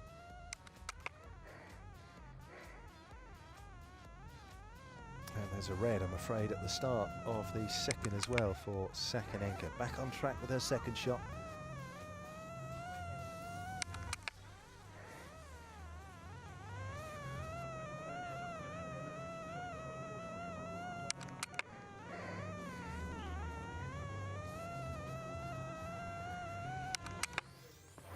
Two reds, unfortunately, on that second visit to the range for Svetlana Sakonenka of Belarus, a nation who performed very, very well on the opening day of biathlon here at these Winter Paralympic Games. Sakonenka led back out by Raman Ishanka, her guide. Initially into the penalty loop, unfortunately, for a couple of circuits.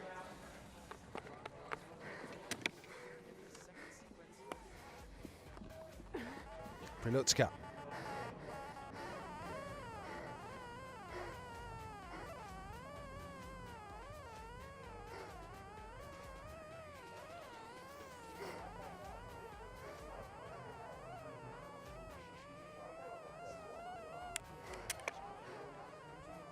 It's understandable that the athletes get a little impatient when they can't find the right spot, hit that high pitch.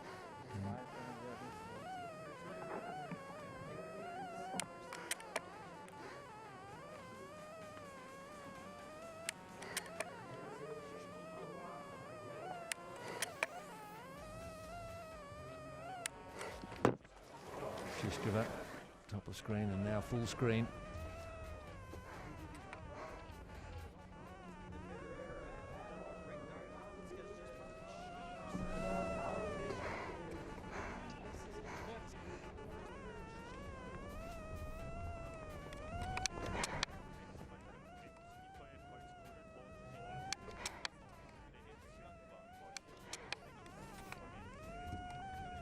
Lidziya Top rider's got 5 away quite quickly. Could be a change of lead here. Shishkova took her time. Well, she's managed to straight that visit. But indeed, a reminder there of the class of Michalina Lidziya, down so quickly to get 5 shots off. And 5 shots that hit that bullseye. Michalina Lidziya always going to be amongst the favourites, the favourite, let's be honest here, for yet another Winter Games medal.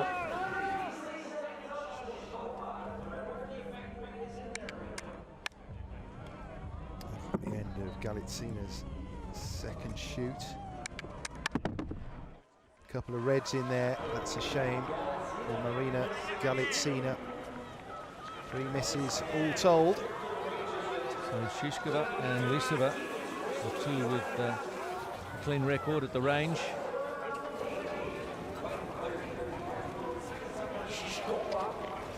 Lidziya, the defending Olympic champion, leads So she had a very good at the end of the second shoot from Oksana Shishkova. Svetlana Sakonenko, the bronze medal position at present here for 3.9 Belarus. seconds, and Sakonenko now showing 2 minutes, but we still have a lot of battles to come. The nearest will be Prilutska at 29, but don't forget she did have 3 misses, and she's probably just coming out of the penalty loop any moment now. 현재 비리아동 씨 성역 실시. On the trigger. That's so important in this part of biathlon. Guided into position now comes Vivian Hosch.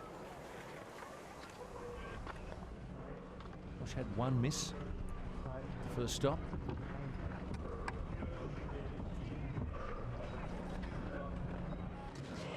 Down the order currently, look at that time ticking away, and Lidziya's mark 13.06. That's a crucial intermediate checkpoint, if you will. And Klug as well for Germany, down to start her second visit to the range. Hosch going well.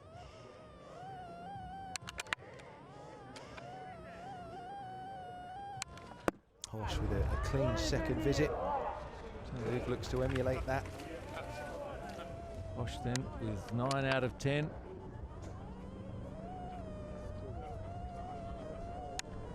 And Klug's on the verge of 10 from 10 here for Germany. And she can't quite manage it right at the last. That's a shame for Clara Klug. Yeah, 1 cruel lap coming in the penalty loop for Klug, and he does seem to be between Shishkova and Lidziya.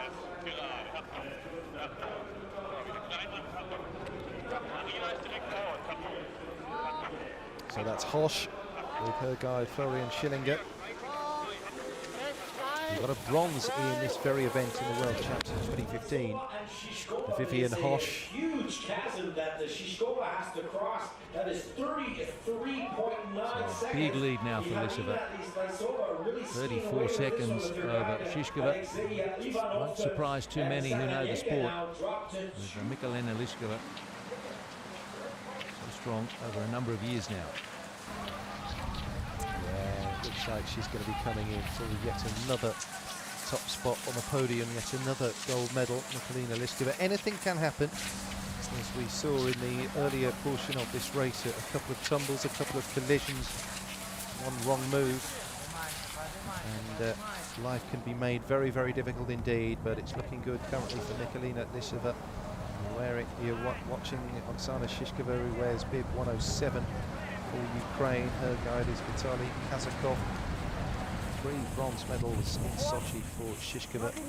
She and Lidziya are the real queens of this discipline. Shishkova has been attending World Championships since 2009 in cross country. Later, I think go back to Finland in 2009, Vilkati, where she got the 6th in the pursuit. Sakonenko now coming down to the line. Roman Vashenka. So Sakonenko over the finish line first. She went out second after Katerina Moshkovskaya in this women's 6K officially impaired final. But she's way down, she's way behind Nikolina Lidziya and Oksana Shishkova at present, and of course those 3 penalties as well didn't do her any good at all in terms of making up time on the ski.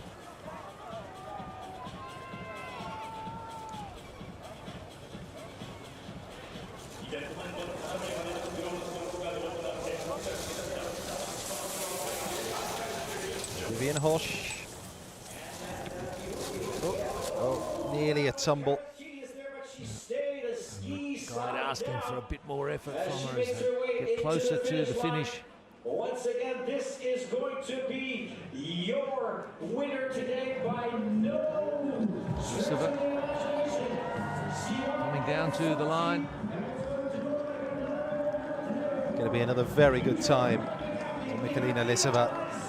She's got Sakonenko easily covered. She'll come in under 19 minutes, 18:48.3. Lidziya, again, the one to beat. Yeah, she'll be well confident that that's enough. Lidziya and Alexei Ivanov guide. Yeah, they like it. They think it's good for a 12th Olympic medal. Well, it will be good enough for a medal. Well, probably the gold. Yeah, she's past Shishkova there. Shishkova crossing the line 38 seconds behind. And Lidziya started behind her, finished in front of her, and they are the same classification. So that is the story right there. Paralympic athlete Lidziya from Ukraine, Shishkova. Sakonenko at the moment in bronze medal position. So Ola Prilutska now. 3 penalty loops for Prilutska, all told.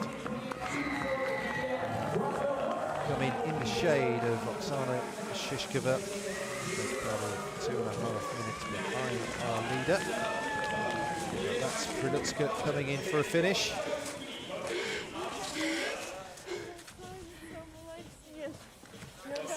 Yeah, they know, don't they, that Lidziya is the queen of the event once more. Thank you. Coming over to congratulate Lidziya.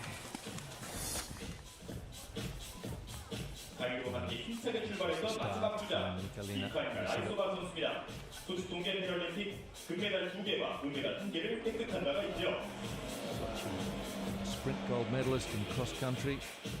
As we see the replay Relay gold medalist cross country in Vancouver. Perfection once again. Biathlon. For Mihalina 2 golds in Sochi. Going clean in her 2 trips to the range. Being guided once again perfectly by World champion.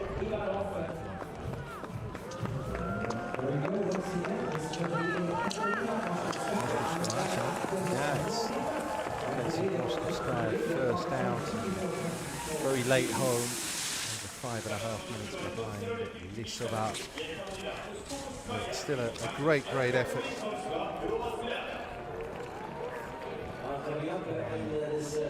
Galitsyna. 3 penalties, 450 extra meters skied. 6-kilometer race. It's a chunky percentage to add on. 2:29 behind Lidziya.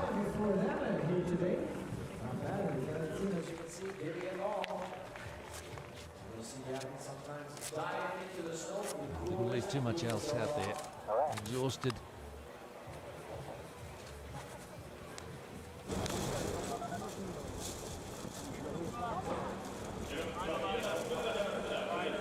And latterly, Vivian Hosch and Florian Schillinger into the stadium circuit. Downward slope, and then the right-hand turn into the final straight. So Schillinger leading home. Vivian Hosch of Germany, 5th in Sochi.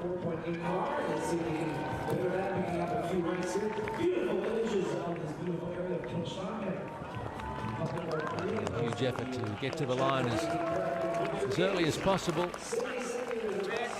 Outside the medals, unfortunately, for Hosch. 3 minutes behind leader, Lidziya.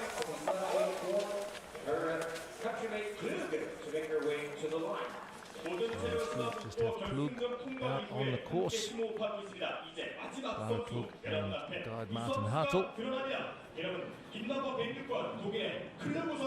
The two Germans, the last two home, and that won't affect the top of the order. Just see Lidziya win a gold medal again. Neutral Paralympic athlete.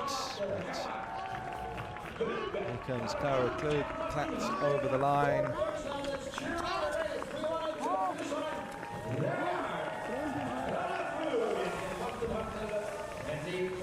Lidziya challenged early on by Hrafeyeva, but was too strong in the end by just over half a minute.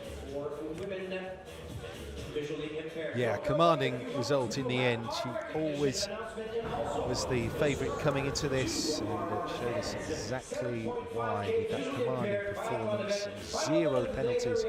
So very, very strong in the shooting range, and had plenty in the tank when it came to the ski as well. Nikolina Lidziya, guided by Alexei Ivanov, with another Paralympic Winter Games medal, another gold medal too. Defends her title from Sochi 4 years ago. We see the two Germans, Klug and Horsch, finishing further down the order, with the field propped up by Ekaterina Moshkovskaya, who finishes 8th. That's how it all unfolded. Nenka there in the green strip. Coming across in 20 minutes, 28.2. Hrafeyeva had a very strong race. Certainly had Lidziya thinking about it for a while. Lidziya, too experienced, tougher competitor. All before, from all sorts of situations in both cross-country and biathlon, and she prevails again. Nikolina Lidziya, neutral Paralympic athlete. Count further medals as well. Multiple medals in Sochi 4 years ago. Longer distance events to come. We'll be seeing a lot more of Nikolina Lidziya. Now she's in 6 events. Ladies and gentlemen, please welcome the medalists from the biathlon women's 6 kilometer sprint. So venue ceremony here to celebrate the achievements of our medal winners here in the women's 6 kilometer visually impaired event. Should absolutely be the case. The guides are recognised when the accolades are distributed.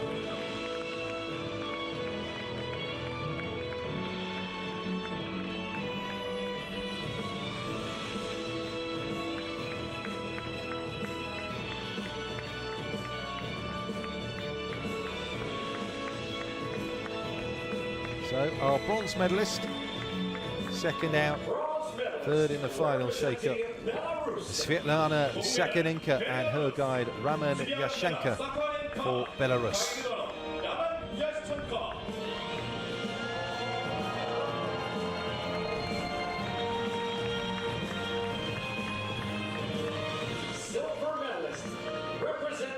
Silver medal, Oksana Shishkova for Ukraine, guided by Vitaly Kazakov.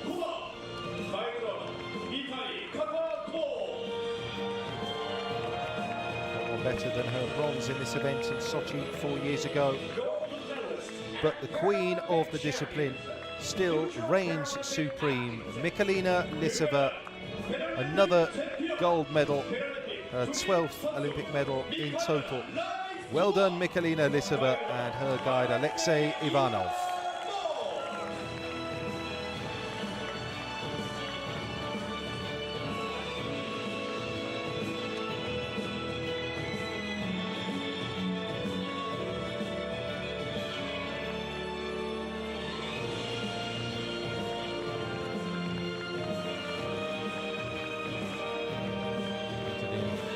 Country and biathlon events.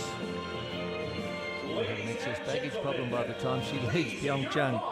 Nikolina Lidziya, and the evidence of her first performance, she's in the right kind of form to pick up multiple medals.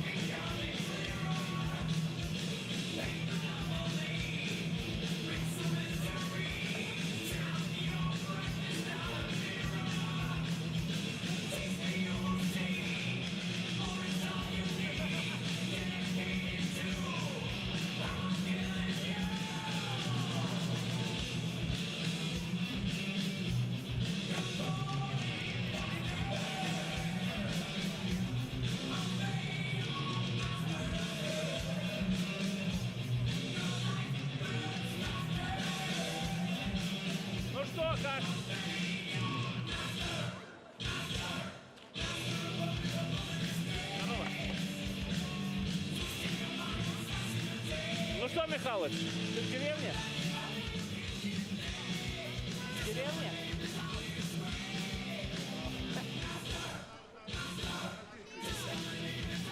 Да? Ну, это мы обычно говорим.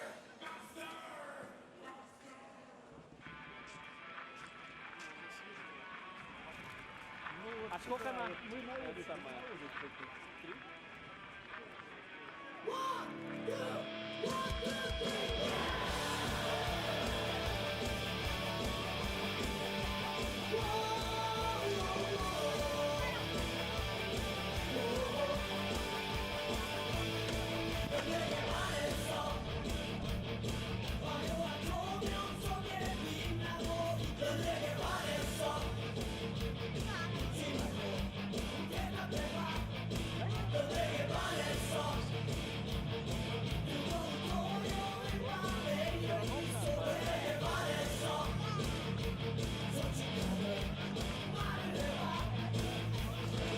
Привет, Михалыч.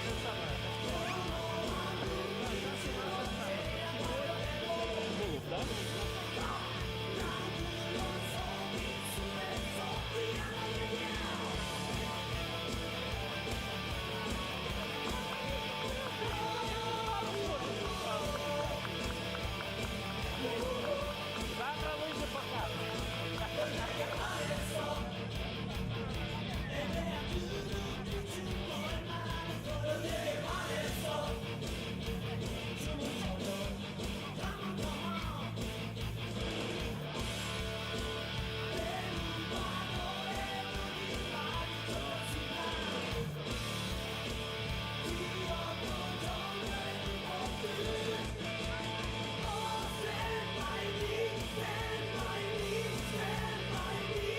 Подойдем к ним. Подойдем к ним. Ну, сейчас покажется. Ну, а как ты Паралимпик?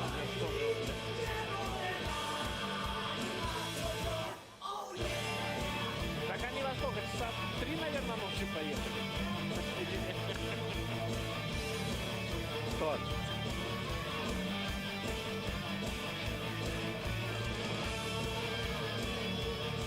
А где Шулейка?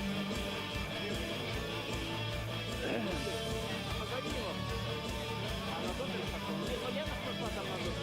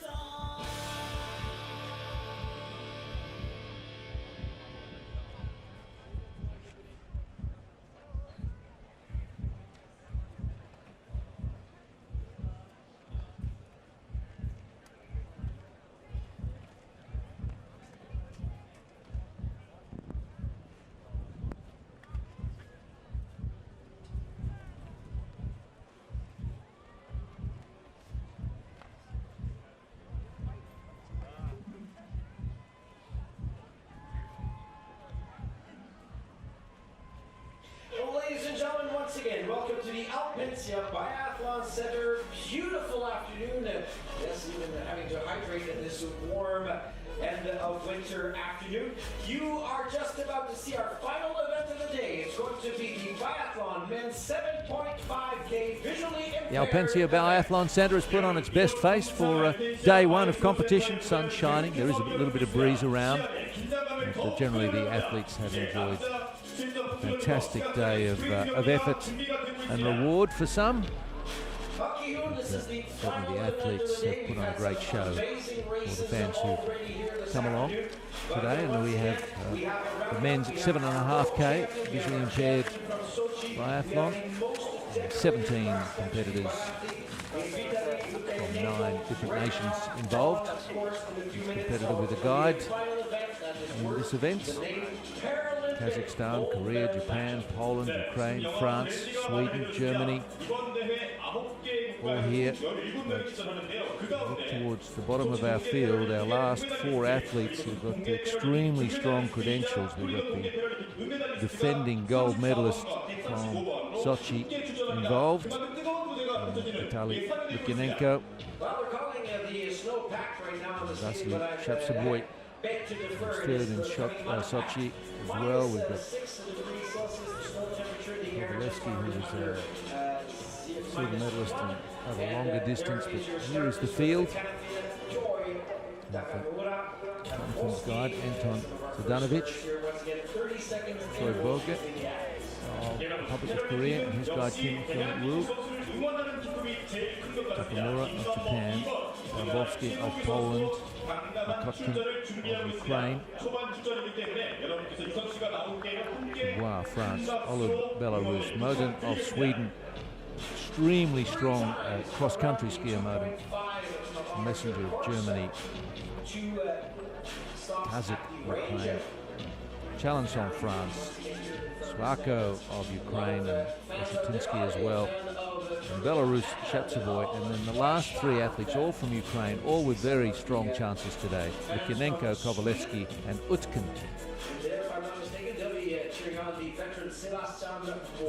Svako just testing out things at the range, where sound guides the athletes to the correct spot to pull the trigger. And these computer-driven rifles be able to play you the sound that the athletes hear as they narrow in on the target. Fascinating to watch. Again, requires great composure from the athletes after they've been out skiing hard.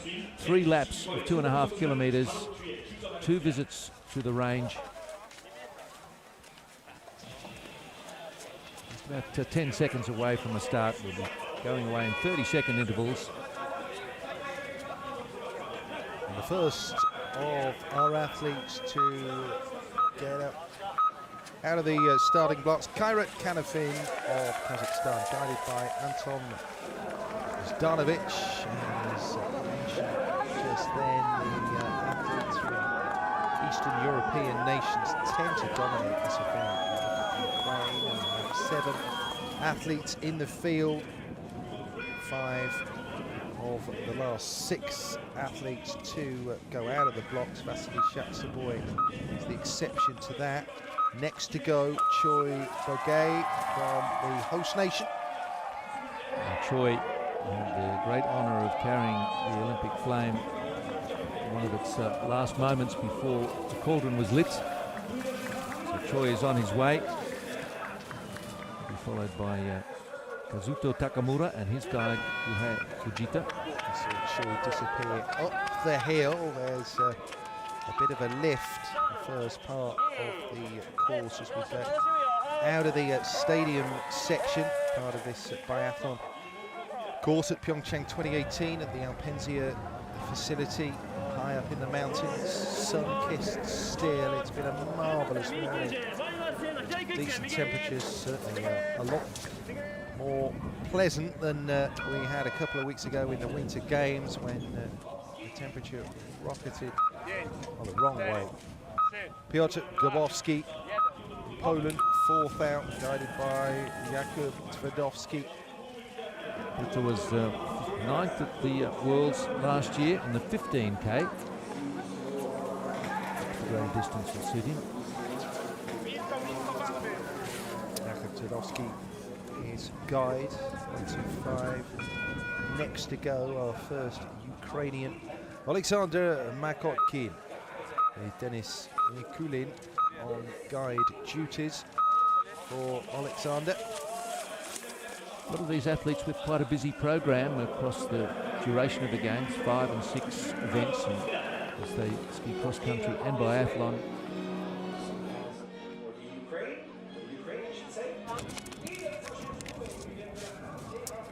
Next to go, bib 126, Thomas Dubois from France. Interesting story in the build-up, says that he approaches these events, approaches the visit to the range, practices by having his coach and someone else just shout in his ear, so he can learn to blot out all the extraneous noise as you need to do to get down to focus, to concentrate with the rifle in hand. It's as important as the ski. You don't want those penalty loops. Yuri Holub, Belarus, a bronze medalist at World Championships in cross country, and 8th in the 7.5K at the World Championships last year. This guy, Dmitry Didzilovich.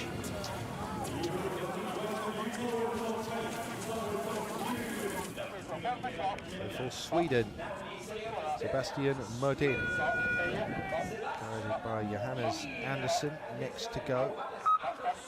That's the most severe visual impediment, rated at B1, Sebastian. And then we've got Thomas Dubois, Kazuto Takamura, and a little later to go, it's Kazik and Anthony Chalençon. Modin's got a swag of cross-country Paralympic medals. He's actually brought 2 guides with him, so he doesn't wear them both out, wear one out and have nothing left to give, so he's brought a second with him. And some athletes do that, he's not the only one. Nico Messenger and guide Lutz Klausmann for Germany. Bib 129. 8 still to move out of the blocks and get racing here. Go for Germany. Followed here by Alexandra Kazik. His guide is Sergei Hrafeyeva.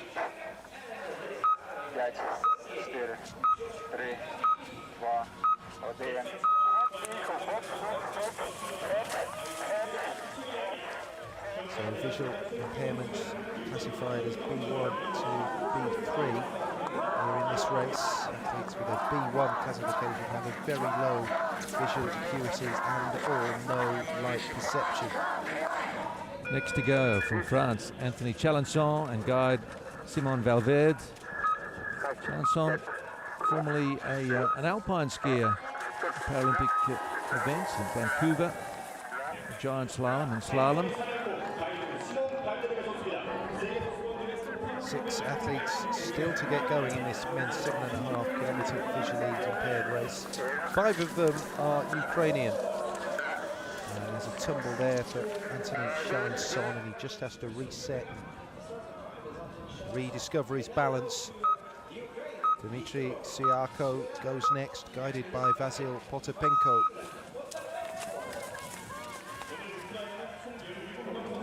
Employ some statistician to go through all of these bios and count how many times Martin Fourcade's name comes up, because here's another athlete, this time from Ukraine, who absolutely idolises the great French biathlete Fourcade. 133.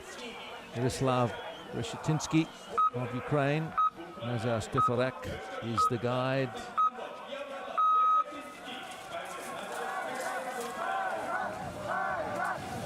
Just 4 to go, and then everyone will be out on the circuit.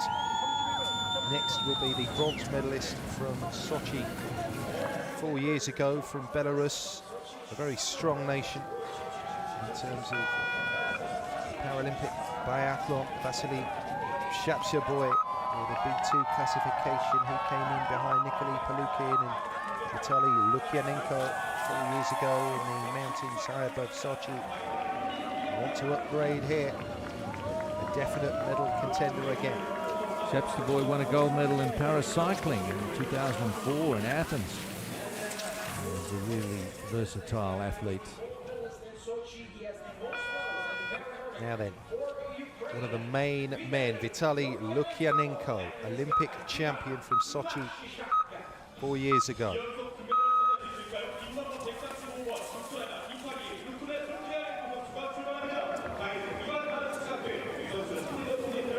going to be one to watch here. He's got the experience, he's got the results. 39, has he still got the legs? 2 to go. Anatoly Kovalevsky next, guided by Alexander Mukshin. So Ukraine well represented here in this Paralympic field in PyeongChang 2018.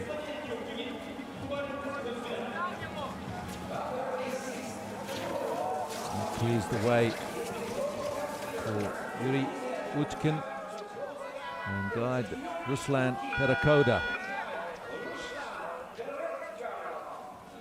Wouldn't Ukraine love to sweep the medals here? They've got a good chance. Lukyanenko, Kovalevsky, and now Utkin. Last 3 out. Can they be the 3 with the quickest times? Kovalevsky, by the way, finished 6th in this event 3 years ago in Sochi.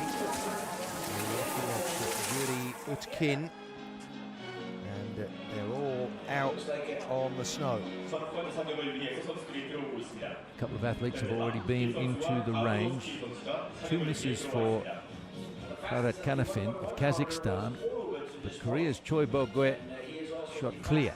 So that's good news for the host nation.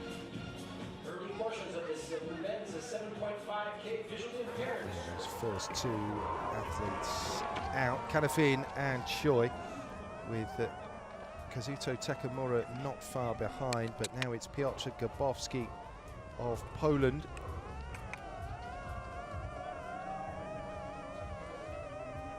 Not a good start with the rifle, Gabowski, and that's 3 reds, I'm afraid. So hefty in terms of the penalties here, and that board filled with red in the first visit to the chute for Piotr Gabowski. Those misses are effectively worth about half a minute. That's how long it takes them to ski the 150-metre penalty loop. And the guide takes him in to the naughty corner, you could call it. Mustn't miss. And here's Dubois. So, a man who trains by getting his coach and others to shout in his ear as he shoots. Is it a strategy that will work? Not on immediate evidence. Back on track with his second target made. I might shout at him for missing.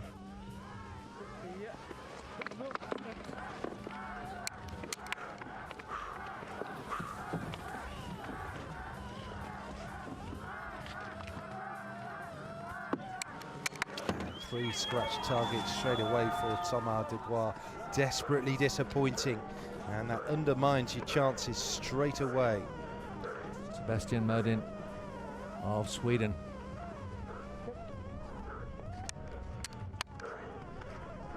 Really here to try and pick up medals in cross country.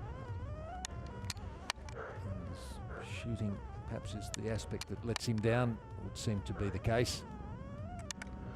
Well, he's got some extra meters in training to do now.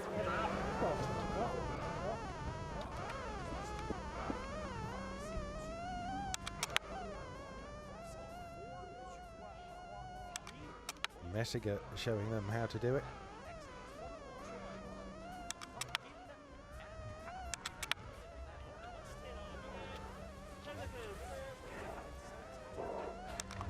Makes it up with that 5th one, but a target missed for Nico Messiger.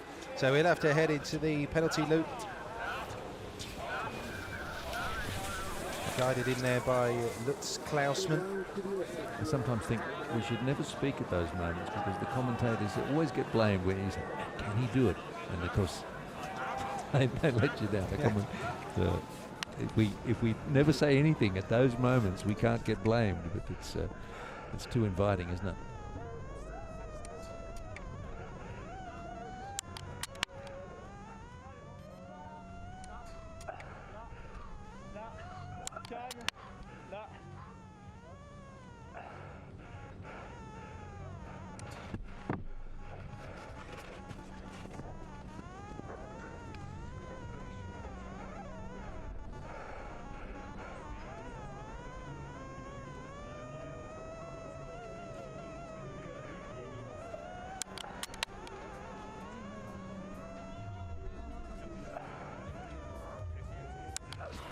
Suharto, yeah. As if to prove the point, Yeah. Suharto benefits from the silence.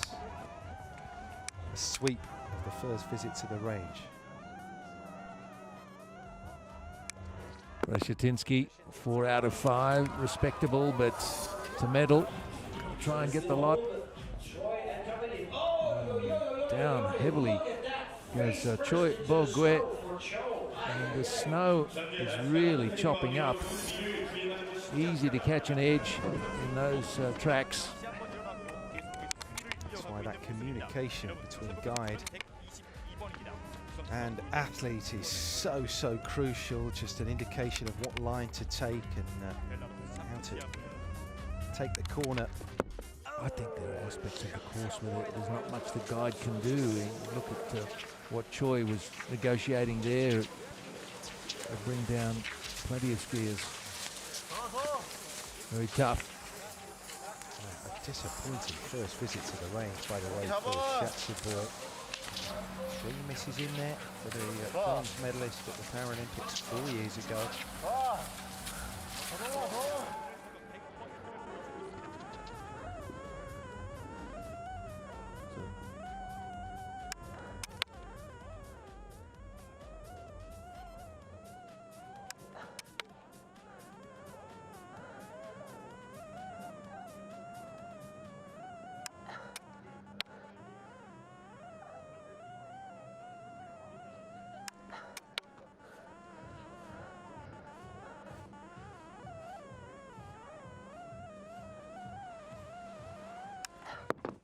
Kovalevsky joins Lukyanenko, shooting clear. Ukraine athletes doing well at that first shoot. Utkin yet to come in. And only a 4 coming out for Kovalevsky. Utkin's there now.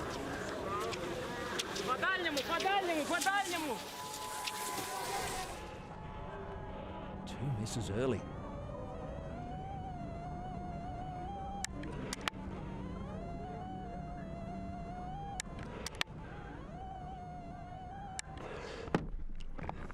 Redeems himself, but those 2 blanks at the start. He has to complete a couple of loops of the penalty circuit, if you will. That's where we are at shooting 1. Yuri Halud from Vitaly Lukyanenko and then Anatoly Kovalevsky. A lot of blue and yellow on the board at the moment. 5 Ukrainian athletes amongst the top 6. A little further down, Choi, and then Nico Messinger, Makotin, Chanitson, and Shatseboy, way down the order. The bronze medalist from Sochi. Great shot here as we see how the guides will bring in Lukyanenko into the range. Longevity in the sport underscored by the fact his first gold medal in biathlon was in Turin, 2006. He's up near the leaders again. So the clean shooters through the first stop were Kovalevsky and Lukyanenko. Svarko, also of Ukraine, and Holub of Belarus. And Choi, Republic of Korea, a little bit slower around the course though.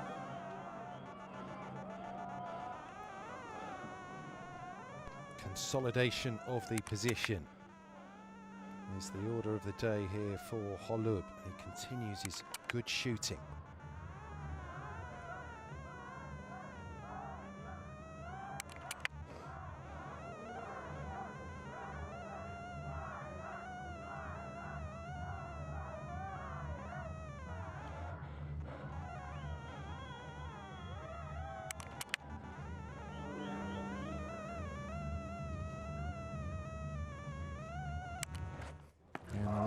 For Holub. Oh, that's such a shame. 9 out of 10. 1 miss coming with the final shot.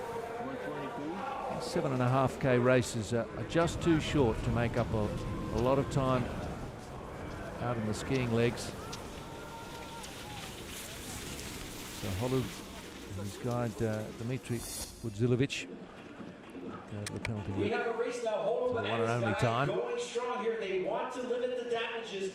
Lukyanenko is only 9.3 seconds behind. coming out of the range at the first intermediate. Let's see here how it goes.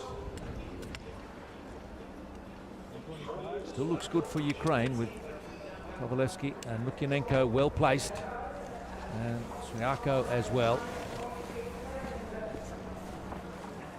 So next into the shooting range here is Alexander Makotin. Steered in there by Denis Nikulin, his guide. One penalty from his first visit. Can't afford any more slip-ups here. Misses with his first shot.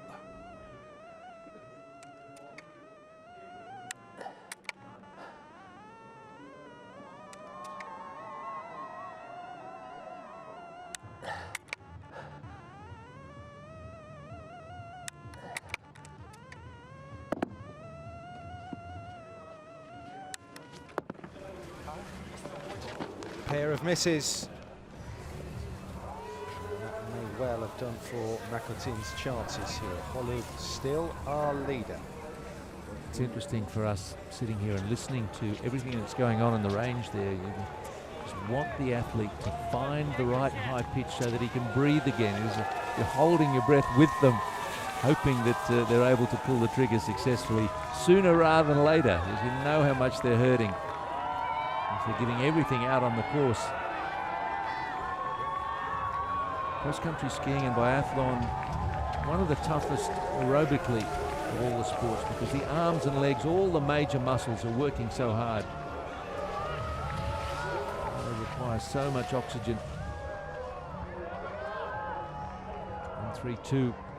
There's Mitro Suyako, one of the few to shoot clear first time around. What's he got for us?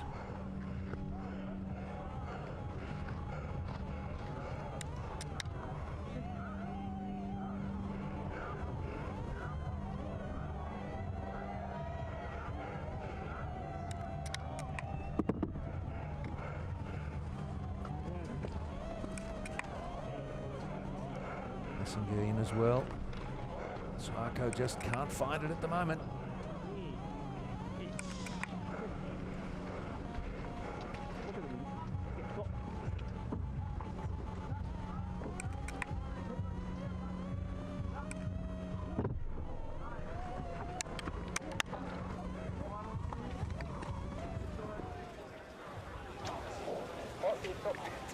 Messenger has been and gone.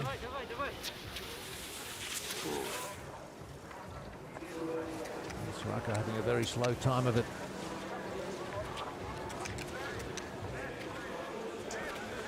Still waiting for the likes of Kovalevsky and Lukyanenko to come through. Reshenitsky with a nice sweep there on his second visit to the shooting range. One penalty loop added to his race already from that first shoot. About half the field have come through the second time to the range, and Lukyanenko has shot clear.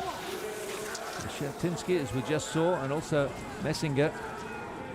They're the only ones so far not to have done a penalty. And Lukyanenko, he's on track to defend the title. And he is absolutely galloping around the course. He really is. Ably guided here by Ivan Martyshak. And looking very, very strong. Just to have plenty in the tank.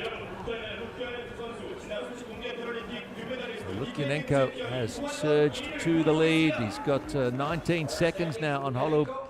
Reshetinsky with the 20 seconds back. Makotkin of Ukraine sitting fifth at that stage. And Choi, Republic of Korea.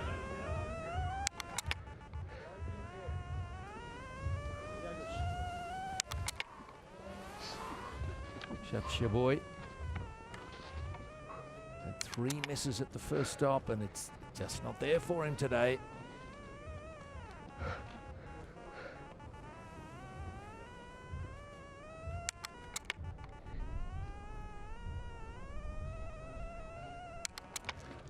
he's had an absolute nightmare with a rifle, he really has, Hrafeyeva. Medalist from Sochi 4 years ago as Challenson takes aim now. They've got one penalty loop incurred after that first visit to the range. Good start, second time out from the Frenchman. And the wind is really picking up now from the west, and that just blows the athlete's rifle around a little.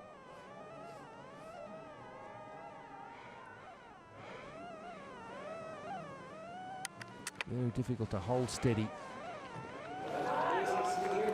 The athletes are starting to finish now as Holub comes down in 20 minutes and 5, and that is the early benchmark.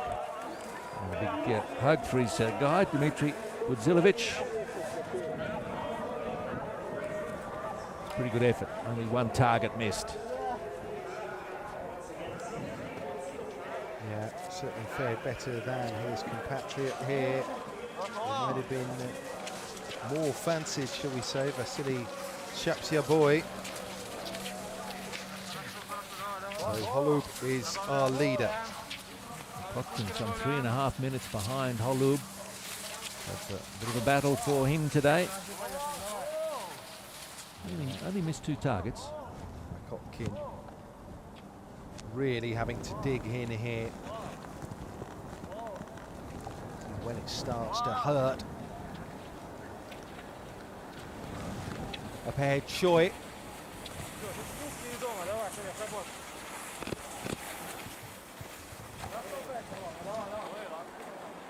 Choi, one of the B3 competitors.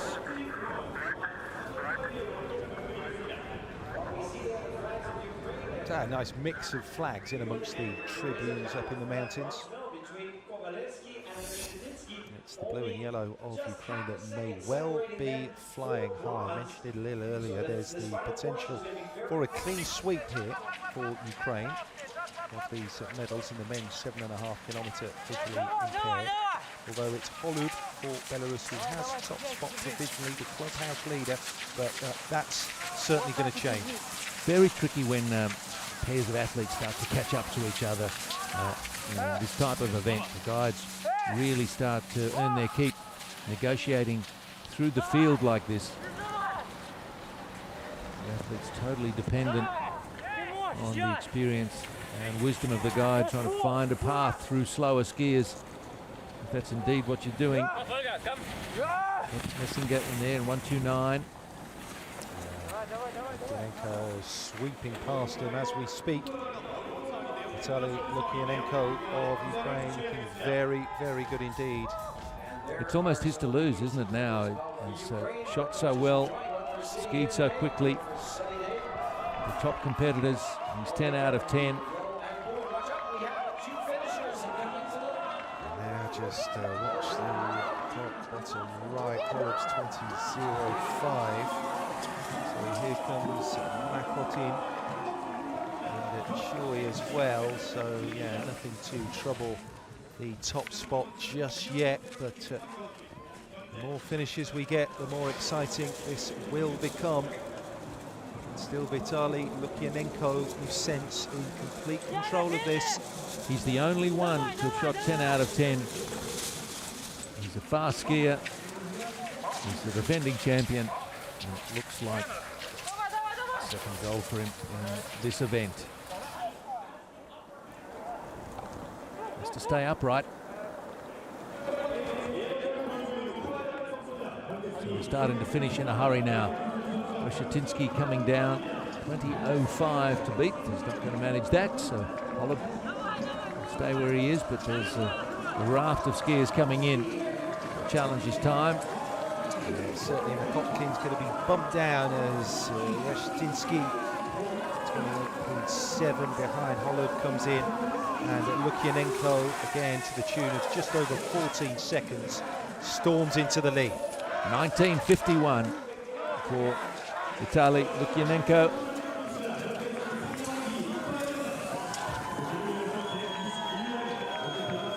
This is the first athlete out.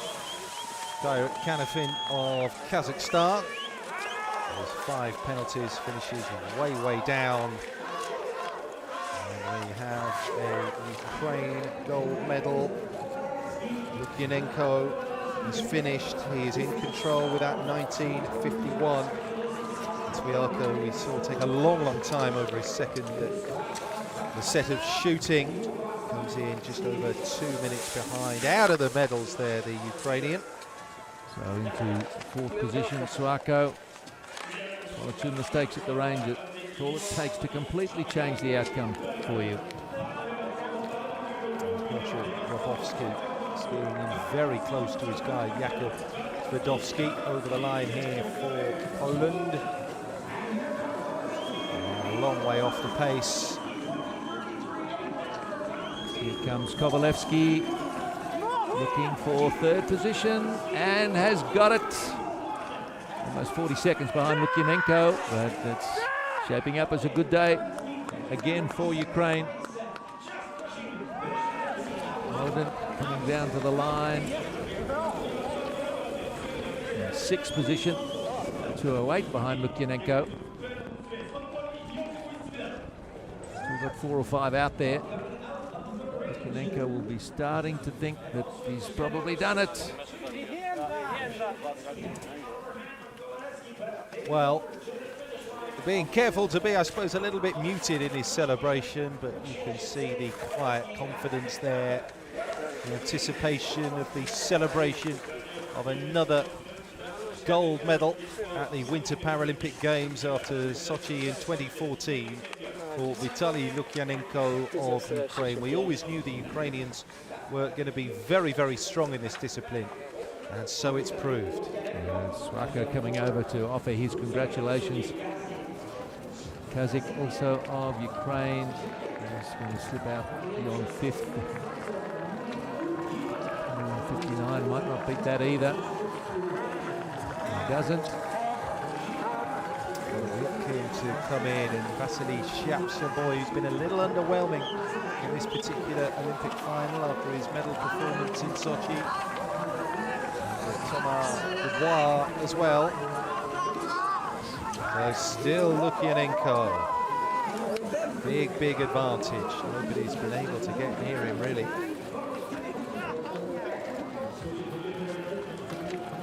One that's surprising in the medal count at the moment is Yuri Holub. He's not really applied the results to show he should be in the top company today, other than a third in a cross-country event at World Championships recently, as Takamura crosses the line. So an outstanding day for Yuri Holub of Belarus. Outshining his teammate Vasily Shapshaboy. Looks to be Ukraine 1 and 3. Lukyanenko and Kovalevsky split by Yuri Holub.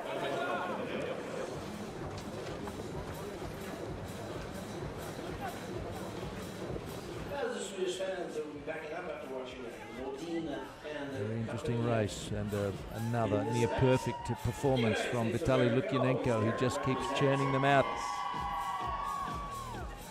Almost 40 years of age, no sign of slowing down.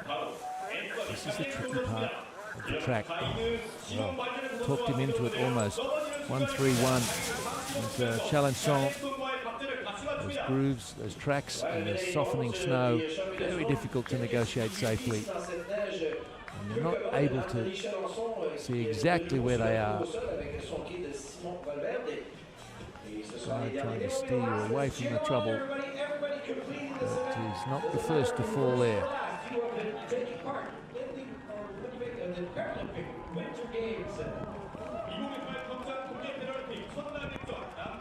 Chalençon hoping to come down inside McCott. Always come down again. On the flat. It's really unfortunate to have his time pushed further out. He might still get there ahead of McCutcheon. And does just. Edges it by a second. Best part of 4 minutes off the leading pace set by Vitaly Lukyanenko. Yeah, some of that's fatigue though, isn't it? Yes, the snow is now more difficult than it was, but When the legs are tiring, the strength isn't there to withstand a little off-balance moment. But Lukyanenko, strong, and takes it out. The men's 7.5K from Yuri Holub of Belarus. Ukraine first and third because Anatoly Kovalevsky came through. Congratulations to their respective guides. So no sweep of the medals, as was predicted by some, for Ukraine. Not quite, nearly. Belarus splitting that Ukrainian podium. Not Chachaboy, but his teammate Yuri Holub here. Choi, Kazuto Takamura, Kaira Janofin, and Grabowski round off the order here. Kovalevsky giving it his all. Yuri Holub, 1:27. Outstanding race from him for Belarus.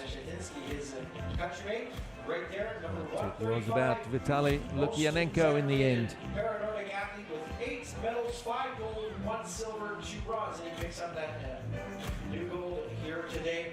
Yeah, man wearing bib 135, third to last to go. Let's see, wasted very little time really in catching up with the rest of the field. Never really in doubt. It's just if he could manage to combine strength over the cross-country section with the shooting, which he managed in spades.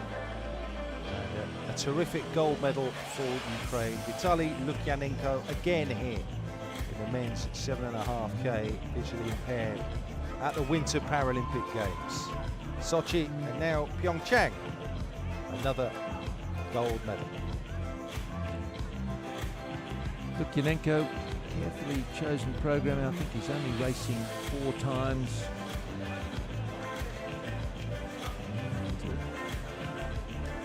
UK cross-country event along with 3 biathlon events.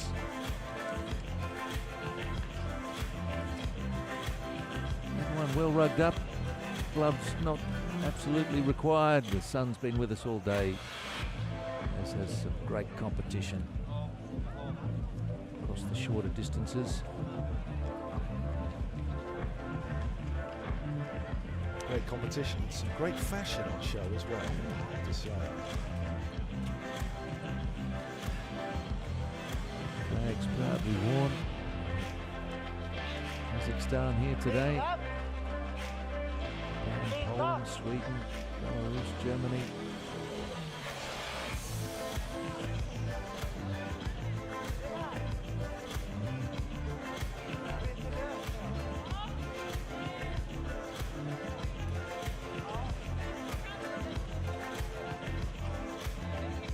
Racers in the field today from the Democratic People's Republic of Korea. Plenty in the stands. This is, of course, the first Winter Paralympic Games for DPR Korea.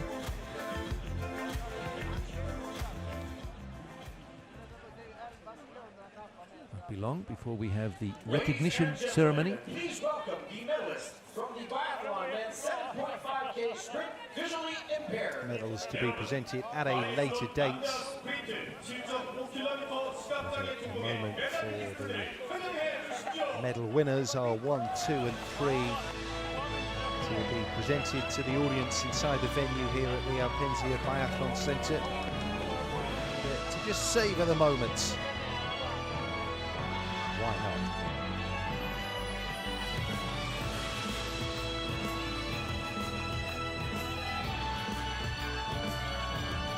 Anatoly Kovalevsky just can't quite grab that ultimate prize in biathlon, a silver medalist in the 15K biathlon 4 years ago. Bronze today, and his guide, Alexander Mushkin. Silver medalist representing Belarus. Silver. Belarus and Yuri Holub, guided by Dmitry Lidziya.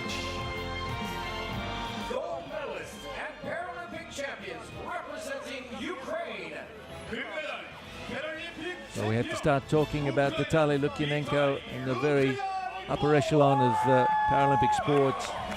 Very difficult to defend the title successfully. And very tough to have his kind of endurance, longevity in the sports. Turin, Vancouver, Sochi, and now PyeongChang is still at the top of his game.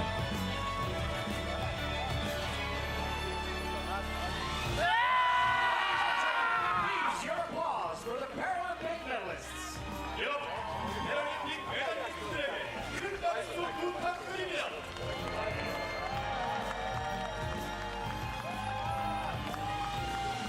Very good day one of competition in Alpensia. Glorious conditions.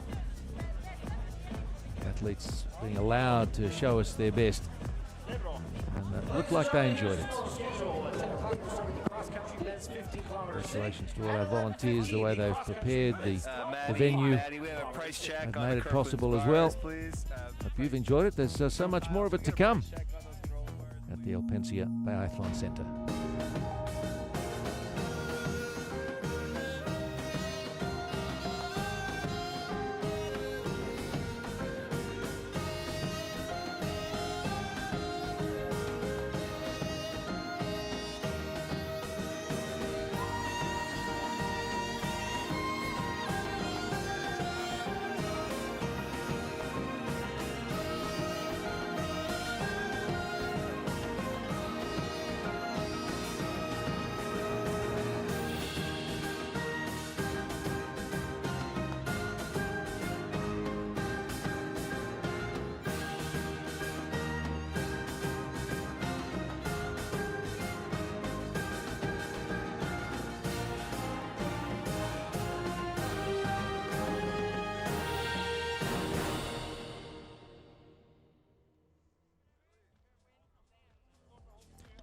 Well, one of those days where you really do feel lucky to have been here to watch great athletes doing what they've been training for the last 4 years, and to have a stage like this in front of appreciative crowds.